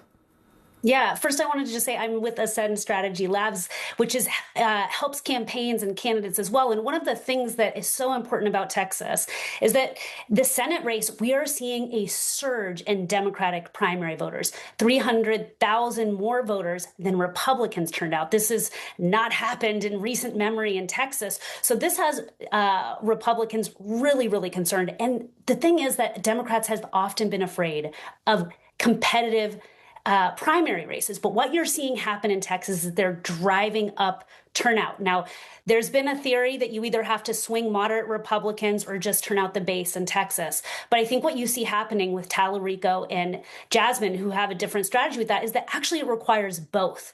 It requires swaying people in the middle and independents, as well as turning out the massive base of non-voters. So whether it will be Tallarico or Jasmine Crockett, they have a real shot at winning because of this competitive primary process. And I think this is also a turning point for the Democratic Senate Committee, which sat out this race and didn't put their thumb on the scale as they have other times in Texas. And in the Republican primary, of course, you see the Republican Senate Committee, as well as the Texas Republican Party, dipping in and trying to save Cornyn. And Danielle, want to just kind of put a finer point on this, because it seems that Republicans really want to see Jasmine Crockett on the ticket and Dems really want to see Paxton on the ticket. Would you agree, thinking that either of those would be the easier one to beat? I think that that's generally true. I think first we have to see who comes out on top, of course, in the Republican primary, so that we understand, candidate versus candidate, what that looks like. Certainly in the Democrat primary, Jasmine Crockett shows her true colors as a far-left progressive. Talrico, Republicans would have to put a little more work in to show his true colors, again, as a progressive Democrat, dressed in moderate clothing. So I think it will be a very interesting race, of course, with Democrats. We'll see the results tonight, with Republicans likely heading into a runoff. But I'd like to push back on the point on turnout on the Republican versus Democrat side. First of all, we only have 35% of the vote in. We're going to really have to deconstruct and look at that data as we head into the broader midterm elections. But I'd like to point out specifically a race like Vicente Gonzalez, where he is underperforming by 2/3 what he has done in the past. That is very scary for a Democrat incumbent trying to defend a seat in a congressional district won by President Trump. And Christina, give us a sense. Do you think that this is going to be, perhaps we're able to read some tea leaves about the kind of candidate that Democrats are looking for between Talrico and Crockett? I mean, you have Crockett, who's really relying on the base to turn out to win. She said she doesn't think that she needs Trump voters in order to win, versus Talrico, who's really trying to bring everyone into the tent, whether it's independents, Republicans, and Democrats. Right. I think we're seeing that historic turnout in the early vote, again, of those 400,000 new voters in the Democratic primary side, that is far outweighing the pace of Republican turnout. The question will really come, do people want a fighter or a bridge builder? Their positions on policy is very much in line with one another, but where they differ is style and how their strategy to win. So I think this will be a real way forward for Democrats to be able to look at what voters are wanting. But ultimately, each of them are fighting in a way that they are clear about who they're standing up against. For Talrico, it's the ultra wealthy and the billionaire class that's overtaken our democracy. For Jasmine Crockett, we're really seeing her focus on Trump and fighting and pushing back against MAGA. And so I think people will, it's also a question of not do they want just a fighter or bridge builder, but who do they blame truly for the ultimate failures right now in our democracy and economy? Danielle, Christina, we thank you both so much for joining us tonight. Really appreciate it. Now I want to bring in KTRK TV's Jessica Willey. She's at the Ken Paxton's campaign headquarters in Dallas. Hi, Jessica. That is a pedestrian bridge now. It's not an actual bridge. Good evening, Lindsay, from the Ken Paxton election night event, where I want to tell you that there was a security scare earlier. Just within the last couple of hours, Dallas police arrested a man. He was wearing camouflage and a mask. They searched his car and they found ammunition and firearms inside. They said that they arrested him on traffic violations. His car did not have a license plate. They towed that car away and they took him to Dallas police headquarters, where the investigation is ongoing. Now, back inside here, we have not yet seen Ken Paxton tonight. We're expecting him to speak to the crowd around 9 o'clock Central Time. Of course, he says he is a MAGA Republican, a Washington outsider, even though he has been Texas Attorney General since 2015. And he's weathered many scandals, as you know, an impeachment, he was eventually found not guilty, infidelity, a messy divorce. He's weathered all of that, and he is hoping to be in a runoff in May with the incumbent, Senator John Cornyn. Back to you. Some tense moments there, Jessica. Thank you. Now I want to bring in KTRK TV's Sarah Al-Sheikh. She's with us from Cornyn's headquarters in Austin. Hi, Sarah. Hey, Lindsay, yeah, we're waiting to hear from Senator Cornyn, but this isn't your typical election night watch party. It's kind of set up like a press conference here. A lot of media is here in the room, but Cornyn is expected to speak around 8:30 as results become more clear. At the moment, it looks like Cornyn is leading statewide, but it's still very early in the night. I did speak with him earlier today. He said he's prepared to face a runoff in May, but he made it clear that this race is a pivotal moment for conservatives in Texas. During a rally over the weekend, he spoke with his supporters, and he said if he's at the top of the November ticket, he can help, quote, carry the Republican majority down ballot. Now, this is a seat that he's held for more than 2 decades now. But like we mentioned, he's facing some competition with Texas Attorney General Ken Paxton, the two really going head to head during this campaign. Meanwhile, all three candidates, Paxton, Cornyn, and Hunt, have really been leaning into their ties with President Trump during this campaign, even though the president, like y'all mentioned, hasn't endorsed anyone in this race. Ultimately, whoever wins, whether it's today or in a runoff, would face the Democratic nominee in November. Back to you. All right, Sarah, thank you. Now I want to bring in KTRK TV's Dylan Callier. He's at Tallarico headquarters in Austin, Texas. Hi, Dylan. Good evening. How are you? Can't complain. How are things on the ground there? It's been an interesting evening. We are still waiting for State Representative James Tallarico to make his first appearance here at Emos. We're in East Austin, not far from Interstate 35. We did learn a couple of hours ago that the polls in Dallas County were going to stay open until 9 p.m. for Democrats only up there. Dallas County, of course, a part of Jasmine Crockett's congressional map, so that will obviously favor her. The polling numbers early have been good for Tallarico, but I think it's too early to discredit what those numbers may look like coming in from Dallas County as people that are going to be able to wait in line until 9 o'clock. As long as they're in line by 9 p.m., that vote will count. They're going to count those as provisional ballots up there in Dallas County. Tallarico said that he was troubled by what he heard about Democrats being turned away in Dallas County as well as in Williamson County, which is not far from where we are here in Austin. So an interesting night and probably a long night ahead here in Austin. We can imagine. All right, Dylan, thanks so much. And WFAA TV's Natalie Haddad is at Jasmine Crockett's election headquarters in Dallas, Texas. Natalie, what are things looking like there? Good evening to you, Lindsay. We are at the Jasmine Crockett watch party where people have gathered around us, but we have not seen the representative just yet. We know that earlier in the evening she was having a news conference planned a little last minute with former Representative Colin Allred, who is running in a completely different race of his own, District 33, to return back to the House, about the mass confusion we were seeing in Dallas County when it came to precinct election poll locations. She actually had a statement that she released a little while ago that I would like to read to you, Lindsay. She said this effort to suppress the vote, to confuse and inconvenience voters, is having its intended effect as people are being turned away from the polls. We are monitoring the situation and working with our local county party to explore all solutions, including extending polling hours, which they were successful in, Lindsay. So while we are seeing more Republican numbers start to roll in as far as election day goes, we are still waiting on the final numbers, and we are going to see what this mass confusion may have cost this campaign. I'll send it back to you, Lindsay. All right, we'd love for you to keep us posted, Natalie. Thank you. And we are joined now on the phone by former RNC Chair Michael Whatley, who ABC News is projecting will be the Republican nominee in North Carolina for the Senate. Chairman Michael Whatley, we thank you so much for joining us. Congratulations. I imagine this is the outcome you were expecting rather handily. Yeah, we feel very good about the outcome, and we feel very good about this race going forward into November. We're going to have a big opportunity in North Carolina to represent every community, every family, and make sure that we're going to create jobs, raise wages, lower costs, and keep our kids and communities safe. Cooper with a little more than half of the vote in, just a commanding lead with 92.3% of the vote over Marcus Williams. It's already projected. The expectation is that your race with him will likely be the most expensive Senate race in history. Starting tomorrow, how do you hit the ground running?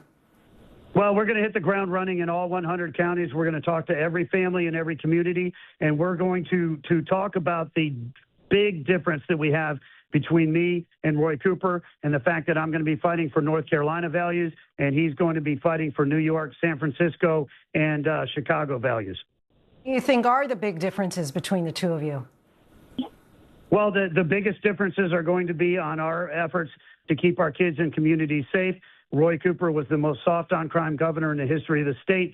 The fact that we are going to be pushing an economic policy that is going to create jobs, raise wages, and lower prices.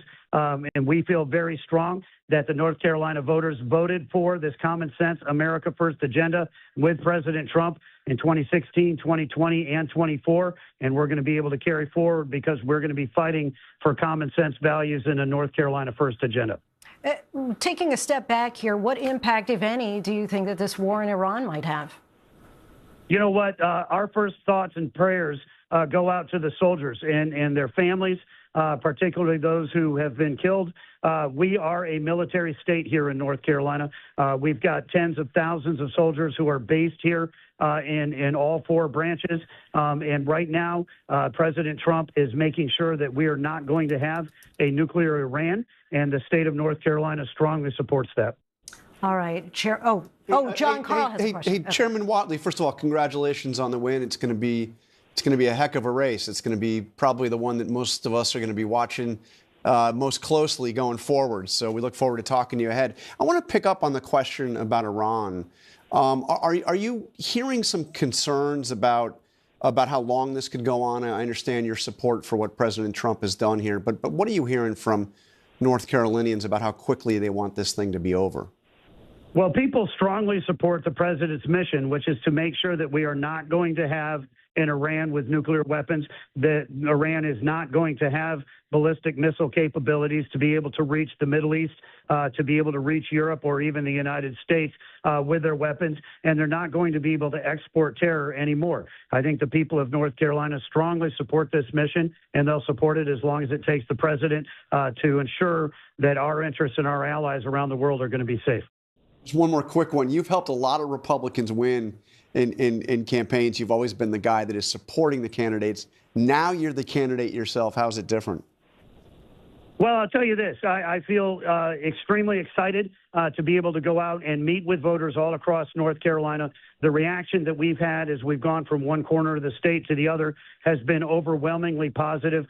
People really do want a candidate who is going to fight to rebuild our economy, to restore our borders and keep our communities safe, and make sure that we're going to be respected again around the world, and provide our military with the support that they need to carry out their mission around the world. Chairman Michael Whatley, we thank you so much and congratulations once again. And we brought up Iran a little while ago. I want to continue that coverage with Matt Rivers, who's in Beirut for us following the latest as tensions are sky high in the region. And Matt, we're learning new details about this days-long operation against Iran. What can you tell us?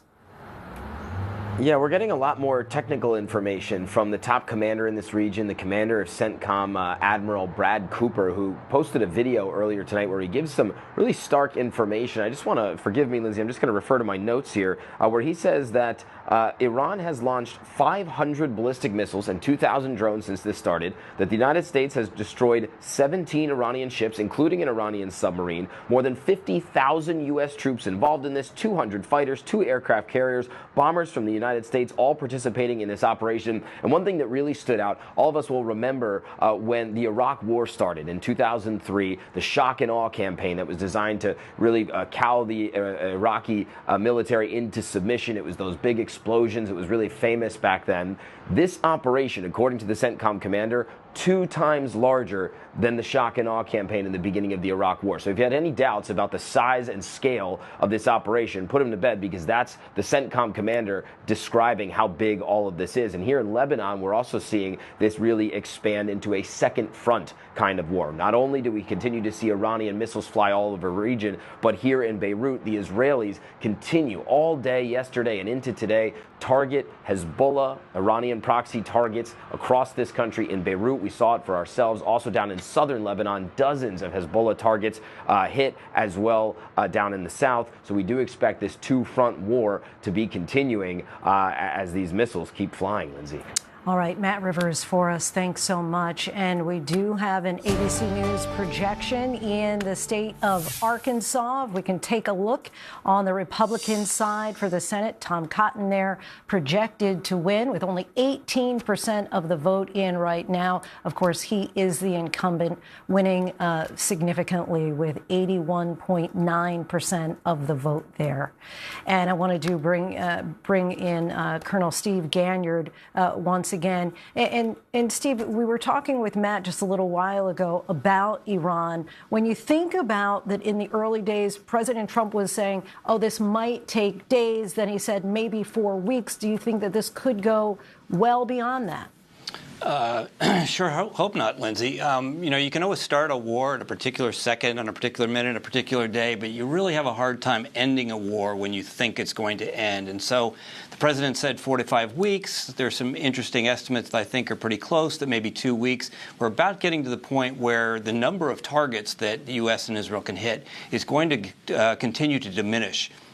Most of the big targets have been hit. There's a significant ramp up of some of the social media we're seeing out of Tehran tonight. It looks like the heaviest bombardment yet. So the U.S. will continue. They're bringing in bombers that have a lot more bombs that can do more destruction. You saw some of the videos we just showed here a minute ago, and you saw some of the drones there, where you have other drones, U.S. and Israeli drones, trying to find these Iranian drones on the ground, but they're putting them right up next to walls, and they're hiding them, and so it's very difficult to find. But that's what Admiral Cooper was talking about, where he's saying we've got to find those things that are shooting at us and shoot them before they can get to the Gulf states. So that's really what the job is now, is to make sure that the Gulf states are more protected, Israel's more protected, continue to beat down the military. All right, Steve Ganyard, thank you so much. And for more now, let's bring in ABC News contributor, former DHS and former Assistant Secretary at DHS, Elizabeth Newman. I want to get a sense. We've heard from different explanations from different administration officials about the strategic objectives. As far as you're concerned, what does it seem that they are?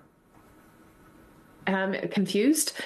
We keep hearing different things from different parts of the administration, and every day we get a slightly different answer. So we've heard stopping the nuclear program, deterring attacks against Israel, against the United States military, weakening or removing the regime. And I think that latter one is one of the more concerning, because if you are going to try to create an opportunity for regime change, that's really something that takes quite a long set of planning, often covert. And certainly we have the capability through the CIA. Israel's capability through the Mossad is quite outstanding. But here we are 4 days in, and I'm not seeing the evidence that that kind of work would have been done previously. So what you're looking for is for weapons to have been moved in to or to help organize a resistance movement, telecommunications to have been moved in.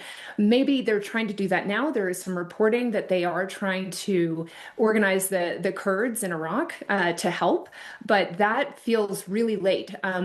I still am holding out some hope that maybe there are things that we can't see yet that might come to fruition. But like I said, if the objective was a regime change, that's something that we should have been planning for quite a while ago, before we launched any missiles. What are your biggest concerns beyond the battlefield? Well, I think it speaks to that lack of planning beyond the battlefield is probably one of the gravest concerns I have. Look, our military is really, really good at planning for the battle. But usually when you plan for war, it is an interagency effort where the State Department has a role, the Department of Homeland Security has an important role.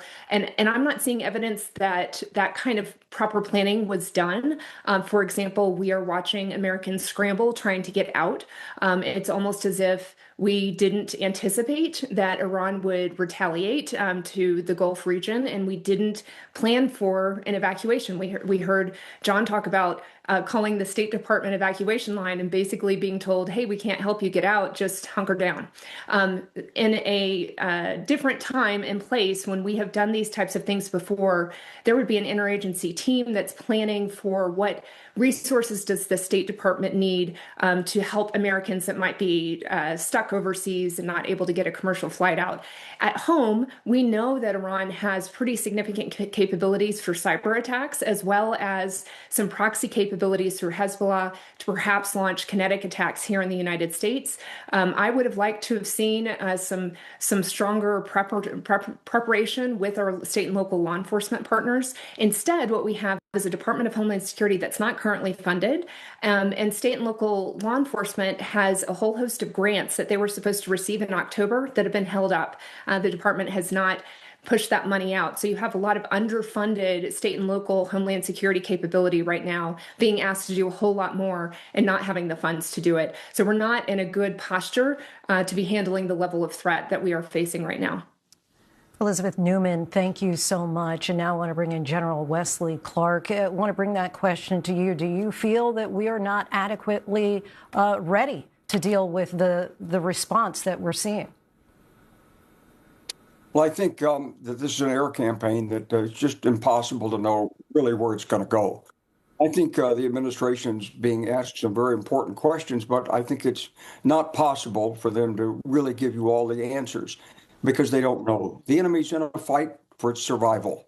They were smart, in my view, to attack the Gulf states because this puts the pressure on the United States to stop. They haven't quite shut down the Straits of Hormuz because China wants that oil to come out. So that's something coming. They may have another 1,000 ballistic missiles left. We probably don't have another 1,000 Patriots. We certainly don't have enough to reload all the Patriot launchers in our Gulf allies.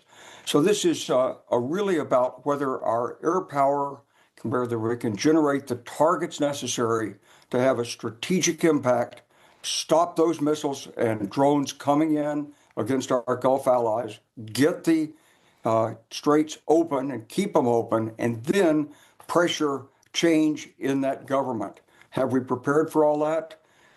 Not clear. Elizabeth said she wasn't sure whether there were weapons being put in and so forth. We haven't heard anything about that. What we do know is that if the Kurds are armed and they're moving, Turkey probably doesn't like that very much. So that's a problem. We haven't heard what's happening in the eastern part of Iran at all. There were a lot of rumors before that about maybe there are secret nuclear sites there. There's just a lot we don't know. But what we do know is we have to keep up the momentum of the air campaign, and it has to show that the effects are that we're stopping the ballistic and drone attacks on our allies in the region and on Israel. That's the key. We keep up the momentum, we will succeed. If we lose this momentum, we're going to find Russia and China piling in to help Iran, and it's going to get really ugly. What do you think the impetus was behind Saturday's attack? Was it the idea that a strike otherwise was imminent from Iran, or is this about regime change or something else altogether? I think it's like a lot of things, before the 2003 invasion of Iraq, there were people who said, well, we just have to show we can use force. There might be nuclear weapons. We got to attack somewhere. There were mixed motives, and we never really got to the bottom of it. In this case, there are also mixed reasons for going in. I think the administration doesn't really want to peg its analysis or its rationale on nuclear, in part because the president said we got rid of it all, which we probably didn't in the June attacks, but also because President Bush said we were going to go in and find weapons of mass destruction in Iraq, and that was one of the rationales, and we didn't find them. And so I think what is clear is that this is a war that has been inevitable. From the time the Ayatollah came in, as long as he wants to destroy other states, the closer he got to nuclear weapons and built those ballistics that can overwhelm our allies and our defenses, this war was going to happen. He was going to get the war he wanted. He's got it now, and now we have to win it. General Wesley Clark, we thank you so much for your time and insight, and we'll be right back. Our primary coverage continues right after the break.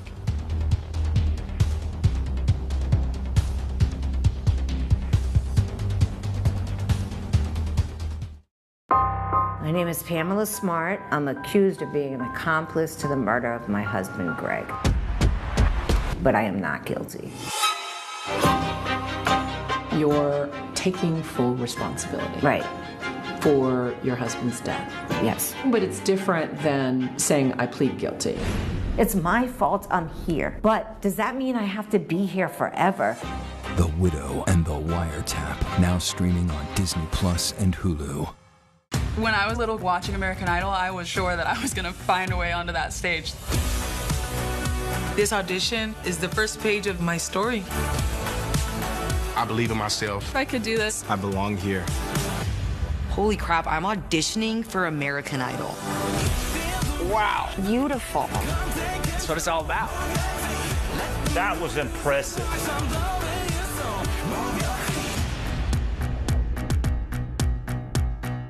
All you gotta do is go, what's up? What's that? Go practice. Yes. Do ask me how much longer. How much longer, mamacita? Bambi?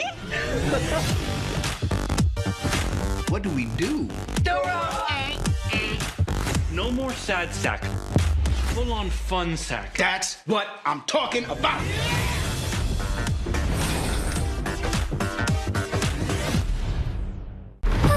So you're aware of a tape? Yes. We're gonna be just like Scream, kill them one by one. Something that you cannot unsee. I'm sorry, Cassie's family. She's gonna die. These two boys stabbed this girl 30 times and are videoing their glee. Just killed Cassie. You have a call from Idaho Maximum Security Institution. Is there any topic that's off limits for you? No. Why Cassie? When this view is over, there's a whole other view just getting started. Hello. Hello. From backstage secrets. No, that's not what I said. That's what you said. Oh my God. To the views you didn't get to hear. I was blown away. We're playing with fire here. Why are so many people listening to the Views Behind the Table podcast? I can't imagine you can keep all of that. Because nothing's off limits behind the table. Subscribe and listen now wherever you get your podcasts. I have a 16-year-old daughter. Can't get a hold of her. I am scared to death. We wanted to talk to Skylar's friends. The information we were getting was fragmented. Someone was hiding something. The truth is gruesomely horrific. How could you do this to someone who's your best friend? There's something bigger that's not been said, a deeper, darker secret.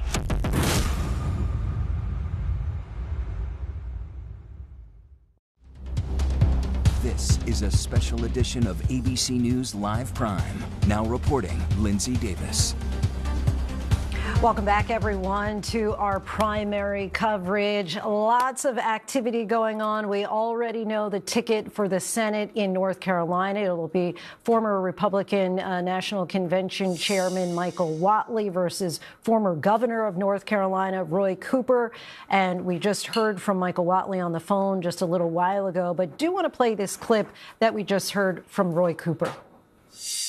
Together, with the help of everybody here, and those watching at home, we will lower costs for working families and win this seat in the United States Senate.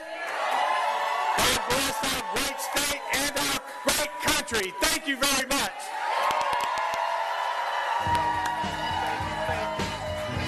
And so from North Carolina, John Carl, I want to bring you back in here to talk about Texas. And we were mentioning Dan Crenshaw earlier, the only House Republican running for re-election in Texas who did not get an endorsement from Donald Trump. Yeah, this is a really interesting rate. Dan Crenshaw is somebody who had been a real MAGA superstar. He sparred with Pete Davidson, the SNL star.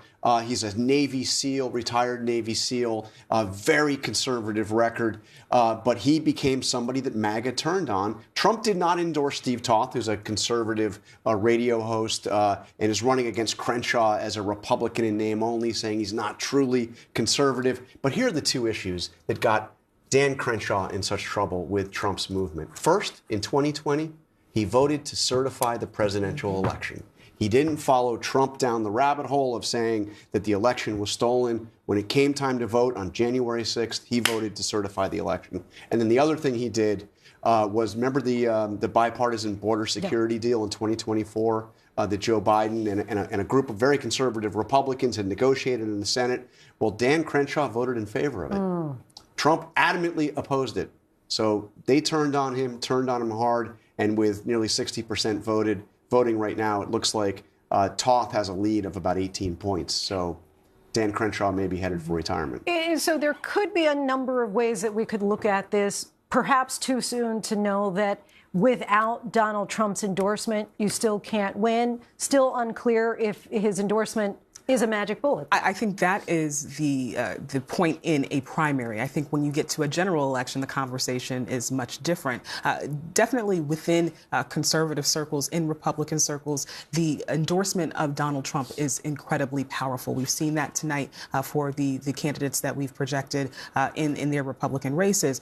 But for someone like Dan Crenshaw, this is really reflective of what it's like to be in this current Republican Party. If you do not fall in line with this current administration, things can get challenging, especially when it comes to the primary conversation.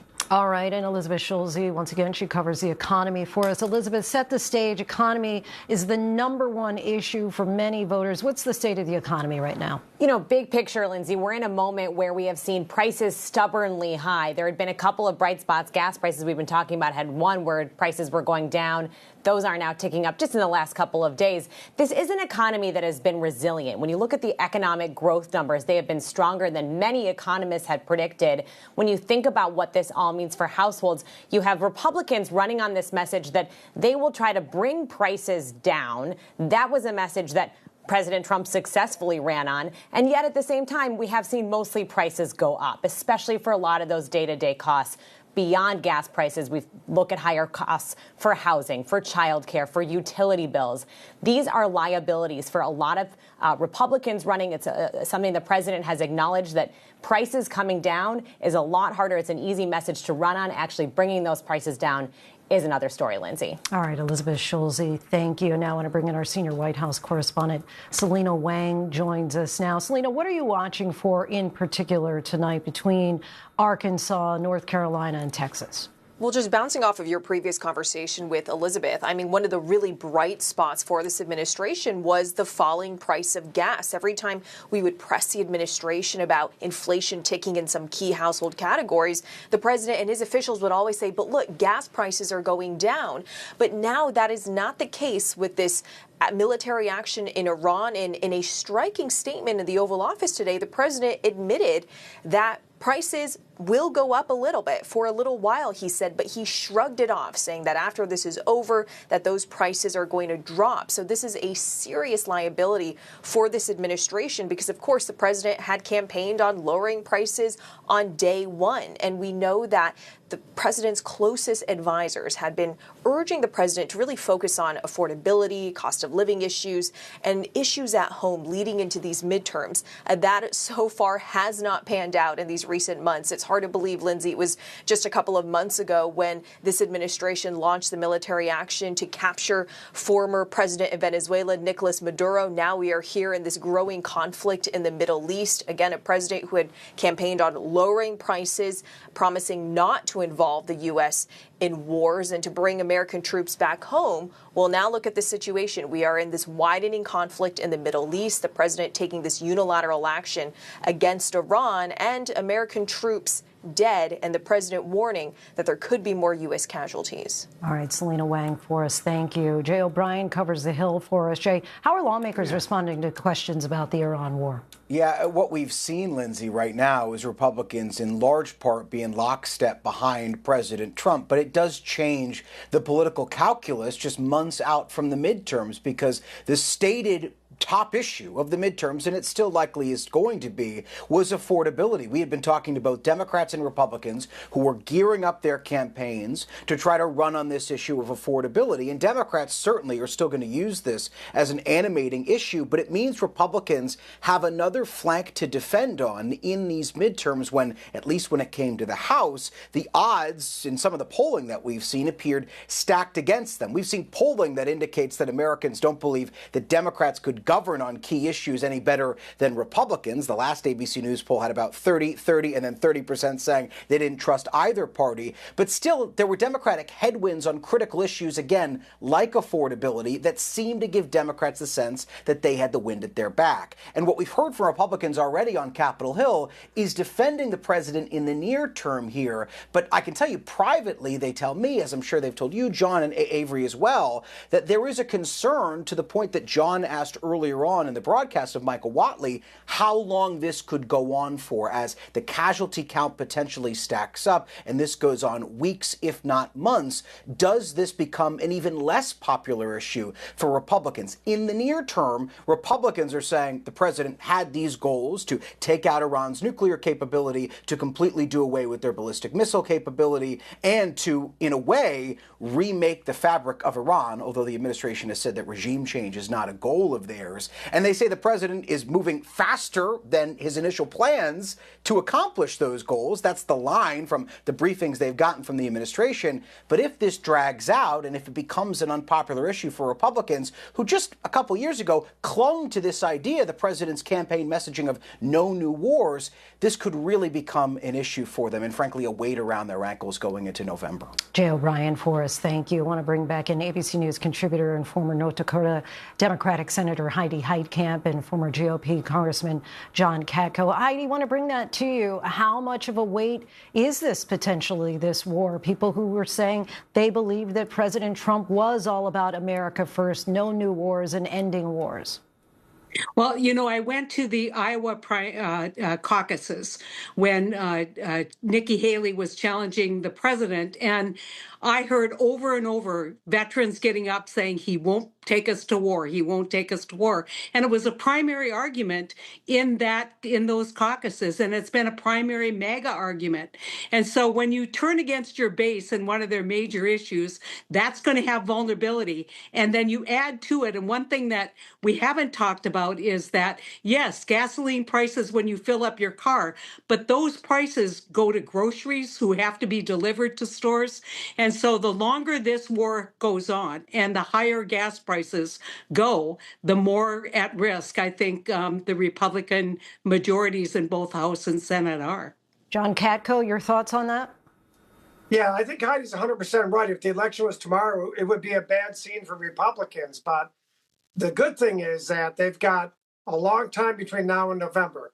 So if this war ends and this conflict is not a long, drawn-out thing, and gas prices recover and people are feeling better in their pocketbook, because it's always about the economy, it'll be okay in November. But the really question is, what's going to happen come November? If this is short-lived, Americans have a very short memory. This won't be an issue. But if it draws out, we're going to have a real problem with the Republican Party come fall. Any bellwethers, Heidi Heitkamp, that you're watching for tonight? Absolutely. One thing that we haven't talked about in North Carolina is the fact that almost 140,000 more people voted in the Democratic primary when there was no question who was going to win those primaries. So that's an indication of enthusiasm of the Democrat turnout and vote in North Carolina. And for John Cornyn, this is not a good night. He is an incumbent United States Senator. He's trying to squeak out about 42% and get in a runoff. There are not 50% of the people who are Republicans have voted for him. And so I think that is not good for John Cornyn. And he has already spent $25 million beating up on Paxson, and it hasn't had any effect. I don't know what's going to take effect for him in a runoff. John, bellwethers you're looking for tonight? Yeah, the bellwether we're looking for really is what Heidi just said, and that's the Texas primary, because it's really a test of the right decision making with respect to what the Trump administration is doing. If you're 100% loyal to him, he's not going to do anything to go against you, and he's not going against Paxson, even though he's clearly a flawed candidate. If Paxson somehow overcomes Cornyn and is the Senate candidate in the fall, that could make the difference in who controls the Senate come next year. And that's a clear case of cutting off your nose to spite your face. So I think the Texas race is very, very important going forward. Heidi Heitkamp, John Katko, thank you both so much for joining us tonight. Really appreciate that. And John, I want to bring this in. I know we've talked about Texas and your time there on the ground with Tallarico, but let's start out by talking about the primary voters. They tend to be more white, they tend to be more wealthy, they tend to be more educated. What are you seeing so far with the people who did go to the polls, and which side does seem to have the enthusiasm? Well, first of all, if you take a look, again, we've seen the same trend that we've been seeing over the last hour or so. You see on the Democratic side, Tallarico is pulling out more of a lead over Jasmine Crockett. Now, it is certainly not over. One county that they haven't counted any votes yet on the Democratic side is Dallas County. That's her hometown. They haven't done that because polls there are extended. They're not closing until 10:30 Eastern time, 9:30 local. So she'll have more votes. So this is not over yet. But if you look at the lead that he is building up, it's really, I think that Avery hit it exactly right. The two of them politically are not that different. They're both progressive Democrats. But stylistically, they couldn't be different. Jasmine Crockett says that she does not think that the job is to go out and win over Republican voters. She thinks that's a waste of time and potentially counterproductive. To win, she says you have to electrify Democrats. And how does she does it? She does it by taking the fight to Donald Trump and to his supporters very harshly, very effectively for the Democrats. Tallarico, on the other side, is saying that he wants to change politics. He says, we're being taught to hate our neighbors. We should love our neighbors. I love my neighbors. I don't care who you voted for. I want to win you over. So when I talked to him, I started the conversation by saying, I notice that when you're out on the campaign trail, you hardly ever even mention the words Donald Trump. Take a listen to what he said. I notice you don't talk about Trump very much, at least in your ads. It's not like much of a factor. Why is that? Well, aren't we all tired of talking about Donald Trump? It's been 10 years. I want to talk about something else.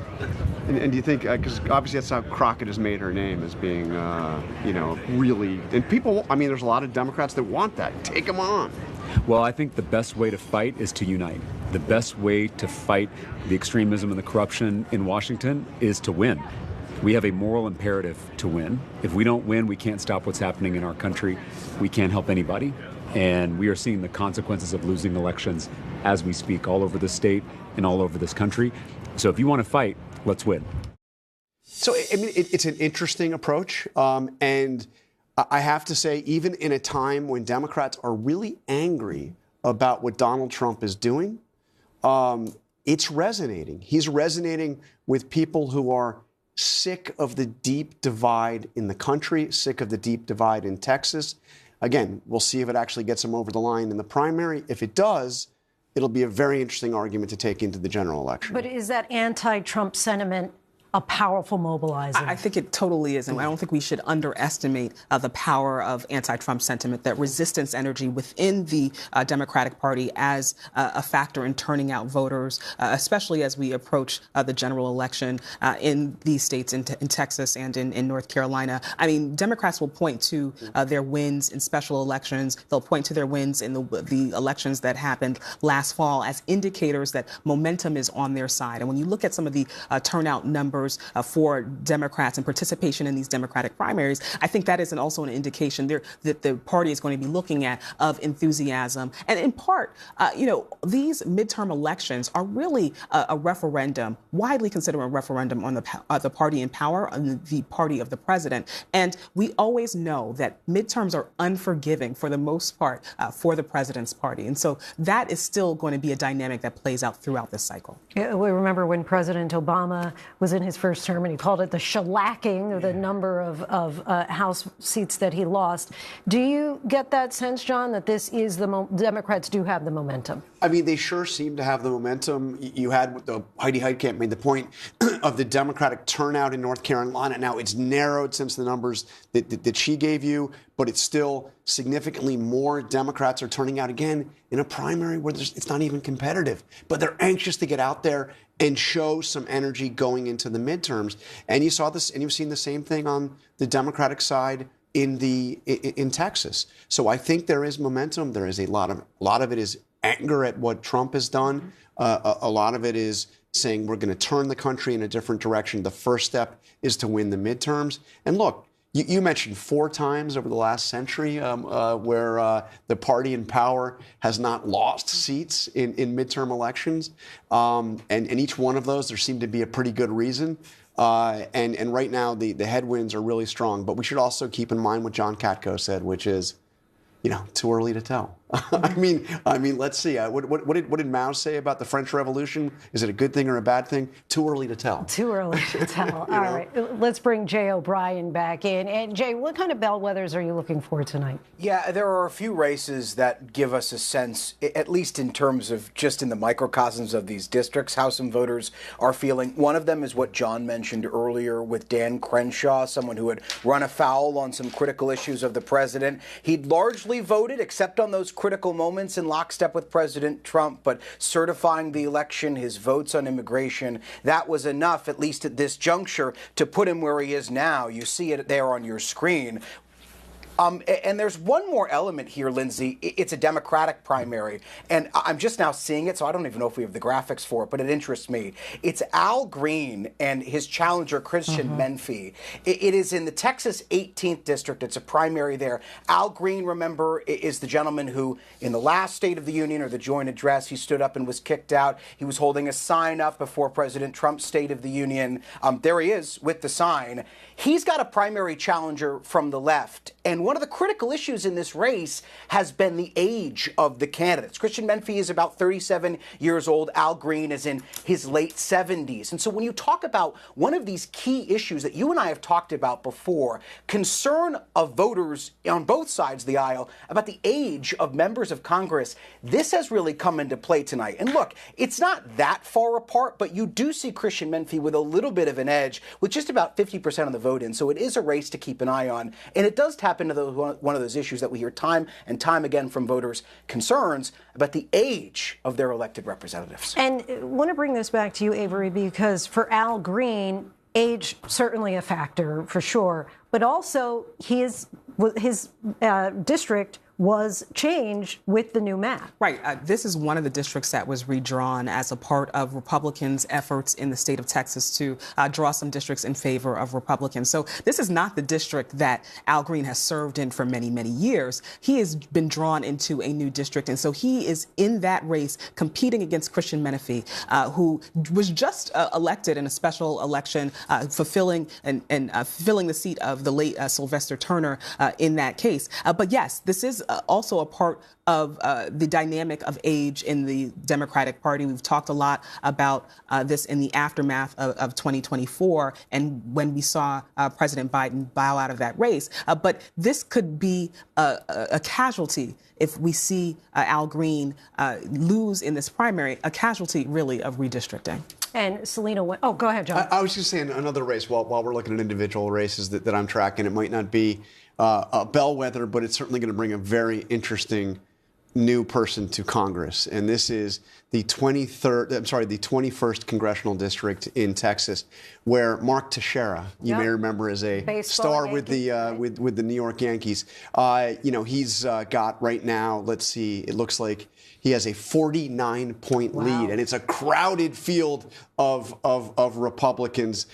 He's off to a very good start with about 43% of the votes in. Mark Teixeira will be I've gotten to know him a bit. He'll be a very interesting, because this is obviously the Republican primary will determine who is going to come to Congress. It's not a competitive district. It's just a competitive primary. But interesting guy. I think it'll be the first time we've had somebody serving in Congress who has more than 400 home runs in the major leagues. He's also poured some of his own money. He's poured a lot of his own money into this campaign. I want to bring Selena Wang back in. Selena, any indication just how closely the White House is following the events tonight? Well, of course, they're watching this extremely closely, and this is something that's always on the president's mind when it comes to each of these major decisions.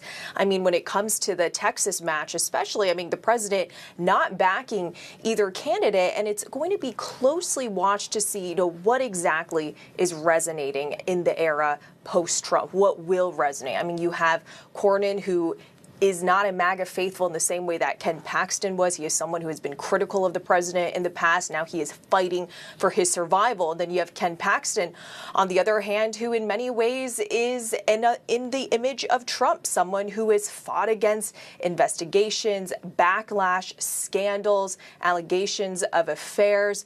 A very interesting one to watch. And of course, this administration has been very, very on edge about what it means in terms of what will this war and this conflict overseas mean in the months to come. Because right now, as you've been talking about, as John Carl just said, it is too early to say what the implications are of the president's foreign interventionist policy, whether it is in Iran or Venezuela. Venezuela was one situation, but when it comes to Iran, is this going to be weeks? Is this going to be months? The president now even suggesting forever, as long as it takes. And all of that, the continued retaliation, how many countries get involved, all of that is going to point towards where the winds will sway in November in terms of how many Republicans will actually lean in a different direction because of what the president is doing overseas. And Selena, thanks so much. I want to take a look at the Republican Senate race again in Texas, if we can, because it has gotten a lot closer. John, what does this say about John Cornyn? He's the incumbent, barely eking it out over Ken Paxton, who is scandal-ridden at best. Well, and you met Heidi Heitkamp mentioned $20 million. That was his campaign. If you add in the super PACs, it's like $70 million that he has spent trying to beat the hell out of Ken Paxton. What it says is that Cornyn is a very weak incumbent in a Republican primary. This will go to a runoff. Remember, in Texas, if you don't get over 50%, it goes to a runoff. And when you go to a runoff, that's when you get your real hardcore base voters voting. That's a playing field that I believe is going to favor Ken Paxton. So this is, Cornyn's given it his best shot. He and his allies spending $70 million.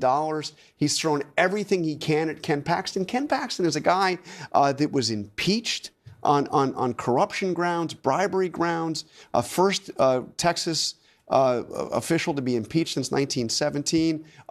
The ads are just amazingly brutal on him, bringing up his personal life, his divorce. His wife divorced him on, quote, biblical grounds. This is all used in the ads that Cornyn has thrown at Paxton. Paxton's hardly spent a fraction of what Cornyn has.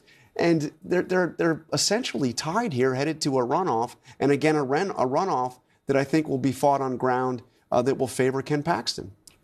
And listen, I'll even add there, incumbents should have an advantage, right? He has served in this seat for more than 2 decades. And so the fact that he has spent $70 million and groups around him have spent more than $70 million to try and topple a scandal-ridden opponent. And, we're not sure that he's going to be able to top that opponent. That really does say something about what it means to be in this current era of the Republican Party, right? That alignment with the MAGA wing of the party is incredibly important. And there are parts of the Republican Party that see Cornyn as someone who's an establishment voice, someone who's not truly with the president. So I want to see it's not just Cornyn and these outside super PACs. The National Republican Senatorial Committee, this is the arm of the Republican Party that tries to elect Republican senators, is supporting Cornyn. And they ran an ad that's been, you can't turn on the television in Texas without seeing this ad, where it says, crooked Ken Paxton cheated on his wife. She's divorcing him on biblical grounds. The wife cheater and fraud, or the Texas workhorse. That's the choice. So now what do they do? What does the Republican Party do if Ken Paxton, the guy that they're calling a cheater and a fraud, what do they do if that guy ends up their candidate for Senate in Texas? I mean, it's going to be a very uncomfortable. That's another reason why Democrats are very excited about their prospects in Texas. If you're a betting man, and of course Donald Trump he hedged his bets, he didn't endorse one. Who do you think, in the 30 seconds we have before break, who do you think, if there ends up being a runoff May 26th, who does he get behind? I wouldn't be surprised if Trump sits it out as well. He has no interest, because he also doesn't want to endorse Ken Paxton, have Ken Paxton win, and then lose in the general election. All right. You say runoff tonight? I definitely say runoff tonight. All right. John, Avery, thank you so much. Good night.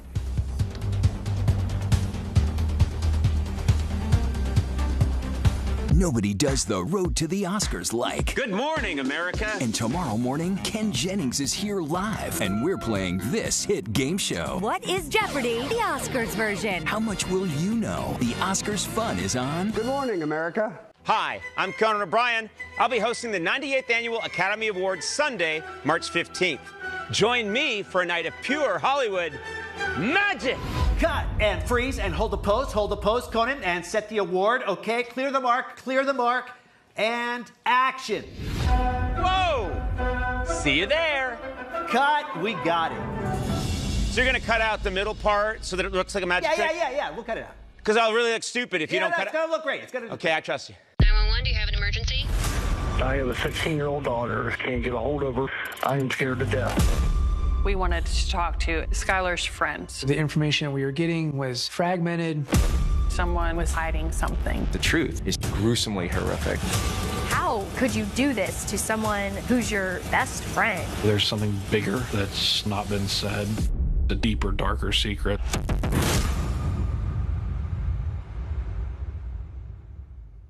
My name is Pamela Smart. I'm accused of being an accomplice to the murder of my husband, Greg. But I am not guilty. You're taking full responsibility. Right. For your husband's death.